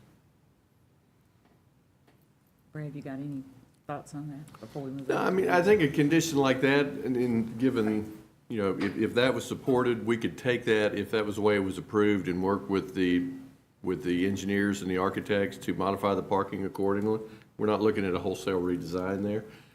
The original plan, I can tell you, did have, it was in the design that was basically a single entrance, and so that southern row of parking was not on it. They were hitting in the numbers in the 40s, and that's, I mean, from its, we didn't recommend approval of this when it went to the Planning Commission ultimately, but to me, there was a big difference in asking for a change of use to a piece of property in which you're going to have 54 full-time occupants for the new use and a house mother, and you're not providing parking even for all of them, meaning that 8 to 10 of the ladies would have to park off-site somewhere, you know, for a new use. I think, you know, we had real heartburn with that, and I think they recognized our concerns and went back, took an extra month, went back and redesigned it, and it did require them to give up some things that they did not want to give up, but, you know, that's one of the issues. I'm not sure where those additional residents would park, other than ultimately probably on neighborhood streets behind it somewhere most of the time, so. Ms. Dickerson? So I had 2 things. First thing was, and maybe I missed it, I heard somebody ask about that front drive, but is there not a way to make that front drive accommodate some parking at night for meetings or something so that they wouldn't have to actually be on the road? I mean, can they make that half circle or what, can they make it wider so they could accommodate some parking and keep them off the street? I mean, you probably could, but you run with a change of use from single family to any non-single family on a state route. You know, it may very well be that they've already, and I have not had that discussion, because when it came into us, the intent was to leave the front untouched, and we're going to go down up Milledge, and we're going to rent parking for chapter nights where they can park and walk down. I'm not sure that this type of change of use may not drive some fairly significant changes from the state in terms of right-of-way improvements. Okay. I don't know. We've not had that discussion. Okay. The other question I had, and this is going back in my days of solid waste, how is a dumpster truck going to make that corner and go to that dumpster? Looks pretty narrow to me. I mean, that's only 12 feet. Your dumpster truck's about 9, 10 feet across. I mean, I'm just kind of curious how they're going to come in and you said they're coming in at the lower and exit. So they get down there. I'm just concerned they're not going to make that corner. And then once they pick it up, back up and try to make it again without taking out a couple of back ends of cars. I mean, I would tend to agree with you, and that issue was pointed out, but I can also tell you that if you've ever been to the back of our building at Satula, where that dumpster is, that truck gets in every week and picks up, and that's probably a tighter turn and narrower than this is. It's pretty tight, yeah. Especially getting out once they've turned that Yeah, corner. but that was already built, if they're building this, I guess my thought is fix it. Don't create have them fix it so there is plenty of room to move around. Could be with the reduction of, if there was a reduction in parking, that may be, you lose 3 off the rear, which would open up a little more space between the rear road and the parking, and you lose 3 off the front, which widens up that turn radius and access to the dumpster. That would be something we would work with them on. Okay, that's all. Mr. Herod, and then Thank you, Madam Mayor. Brad, I wasn't at the Planning Commission meeting, obviously. But I noticed that, so the staff recommendation was to deny. Planning Commission recommendation was a 4-3 affirmative vote, but with 2 members, well, 1 member being absent and therefore 1 member not being able to vote. And I was just wondering what the discussion, why was it such a close vote, do you think? There was not a lot of, it was, actually, once we got through the public input, there was some discussion, but not a lot. I don't know that I'd go as far as saying there was a lot of significant debate back and forth. It was just, it ended up being right down the run as 4-3 on all of them in terms of supporting versus not. And I think probably the general consensus from the majority of the people were they all felt like that the use of this property as a sorority was probably very appropriate. But, I would like to say that the 3 planning commissioners that did not support the variances probably were in the same position that we were. I don't know that we had any real issue with the use either, but just that many variances and the significance of some of them were just something we couldn't find anything real unique to warrant that many variances for a use that is new. I agree. But, it's a difficult one. I mean, it's a big piece of property. It's a landmark property. You can look at other uses, and we had this debate internally with staff many times before we put out our final report that, are there other uses for that house in its existing configuration? Maybe. There are certainly other uses within the Milledge Avenue district that are permitted. If you start to look at the types of uses that may be able to make it work, I'm not so sure that some of them, in order to fill a space as big as it is, don't create a larger traffic impact during the day. I mean, if it was to become a medical use or it's a totally different peak hour traffic generator too, so. And I say all this to you with full disclosure, we didn't recommend approval of it, but it was not an easy decision for us either in terms of looking at it. I guess, I know I'm just trying to put myself on the street in the position of the people on Henderson. And my concern, again, would be that exit and entryway on the back there. I mean, we've gone through several, there's we just got through a few months ago with an issue over in Normaltown about a commercial entity going on to a residential street. And this is sort of the same thing, if you ask me. And I know, at what point do we have that breaking point along Harris Street there where you've got 3 other Greek organizations doing the same thing, and the impact it does have on Henderson and Deering and those other surrounding neighborhood streets. So I guess I'm going back to the options of entering and exiting on Milledge Avenue, and and it does make you wonder.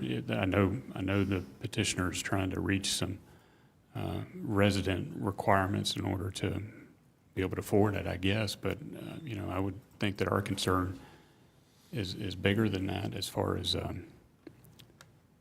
making sure that the street over there in the neighborhood is protected by whatever use goes here.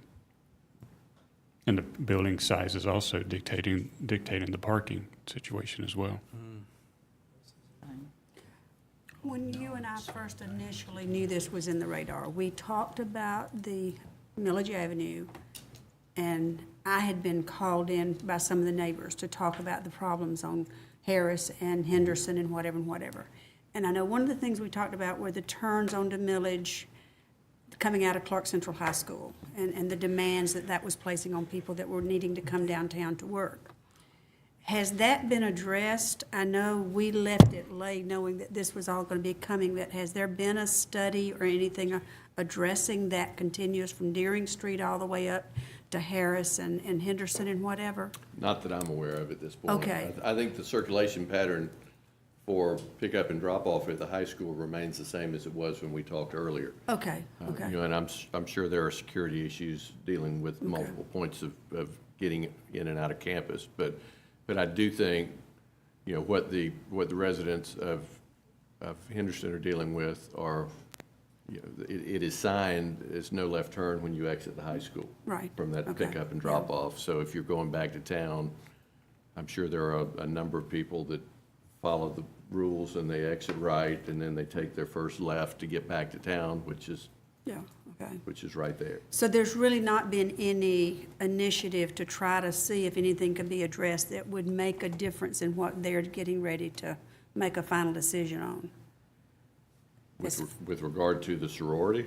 Well, the impact the sorority's going to have, but also what they already presently have for Henderson, Harris, and the other streets in that immediate turn. I mean, I think the sorority has looked at their numbers and probably feels like it is not a huge, it's not going to be a huge peak hour generator. Right. Just by its nature. But comprehensively, as it relates to traffic on Henderson and other uses, I don't know. There's not been. Well, and I want to make one more closing statement from where I am, but I went to several gatherings at the homes. In fact, I'm going to go have a cup of tea with the Birches tomorrow, just as friends and closing out where the journey has been.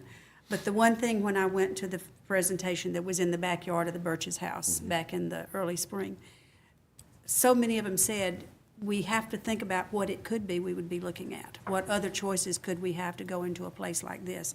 And they were looking at with favor that, this is not the worst thing that could be happening to us. And that made me happy to know. And of course, y'all have worked with great energy trying to get it, and certainly the architect. But that's where I left it with, and I will go back and hope things can keep going like they are. Thank you. Kelly, you want to say something? Thank you, Madam Mayor. Just to highlight a couple of details, one that Sharon brought up and one that Jerry noted. One of the things that, we've done around shared opportunity is parking for vehicles. I wonder if one of the things that we ought to consider is shared trash receptacles. It just so happened that in walking the property, I encountered the property manager of the neighboring Greek home, and he seemed interested in seeing what kind of collaboration two sororities next door to one another could have, and I wonder if one of those is to have a common dumpster receptacle location with some kind of shared responsibility around that. I mean, Brad, would that be allowed by code if that particular issue is addressed that way? From a zoning standpoint, it would be. I'd have to confer with solid waste in terms of those types of ordinances. Because I think Mike and I similarly noted the challenge prospectively in getting a vehicle kind of in and out of a drive aisle there, especially a slightly narrow one. And then the other thing that Jerry brought up had to do with kind of the infiltrative quality. And I'll say there's a pretty nice tree line along that southern property line, and it would be ideal to see that retained and then supplemented rather than have to be lost and kind of that root system go away.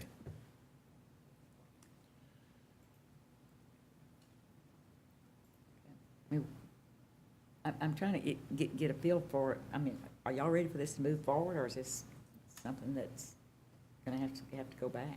Well, I think you've got to act on it at your we have meeting in to, okay. August. Now, one of those Unless items it's could be to withdrawn. return, unless it was withdrawn, but, I don't have the ability at this point to pull it back to the planning commission. I was talking about to the commissioners. Okay.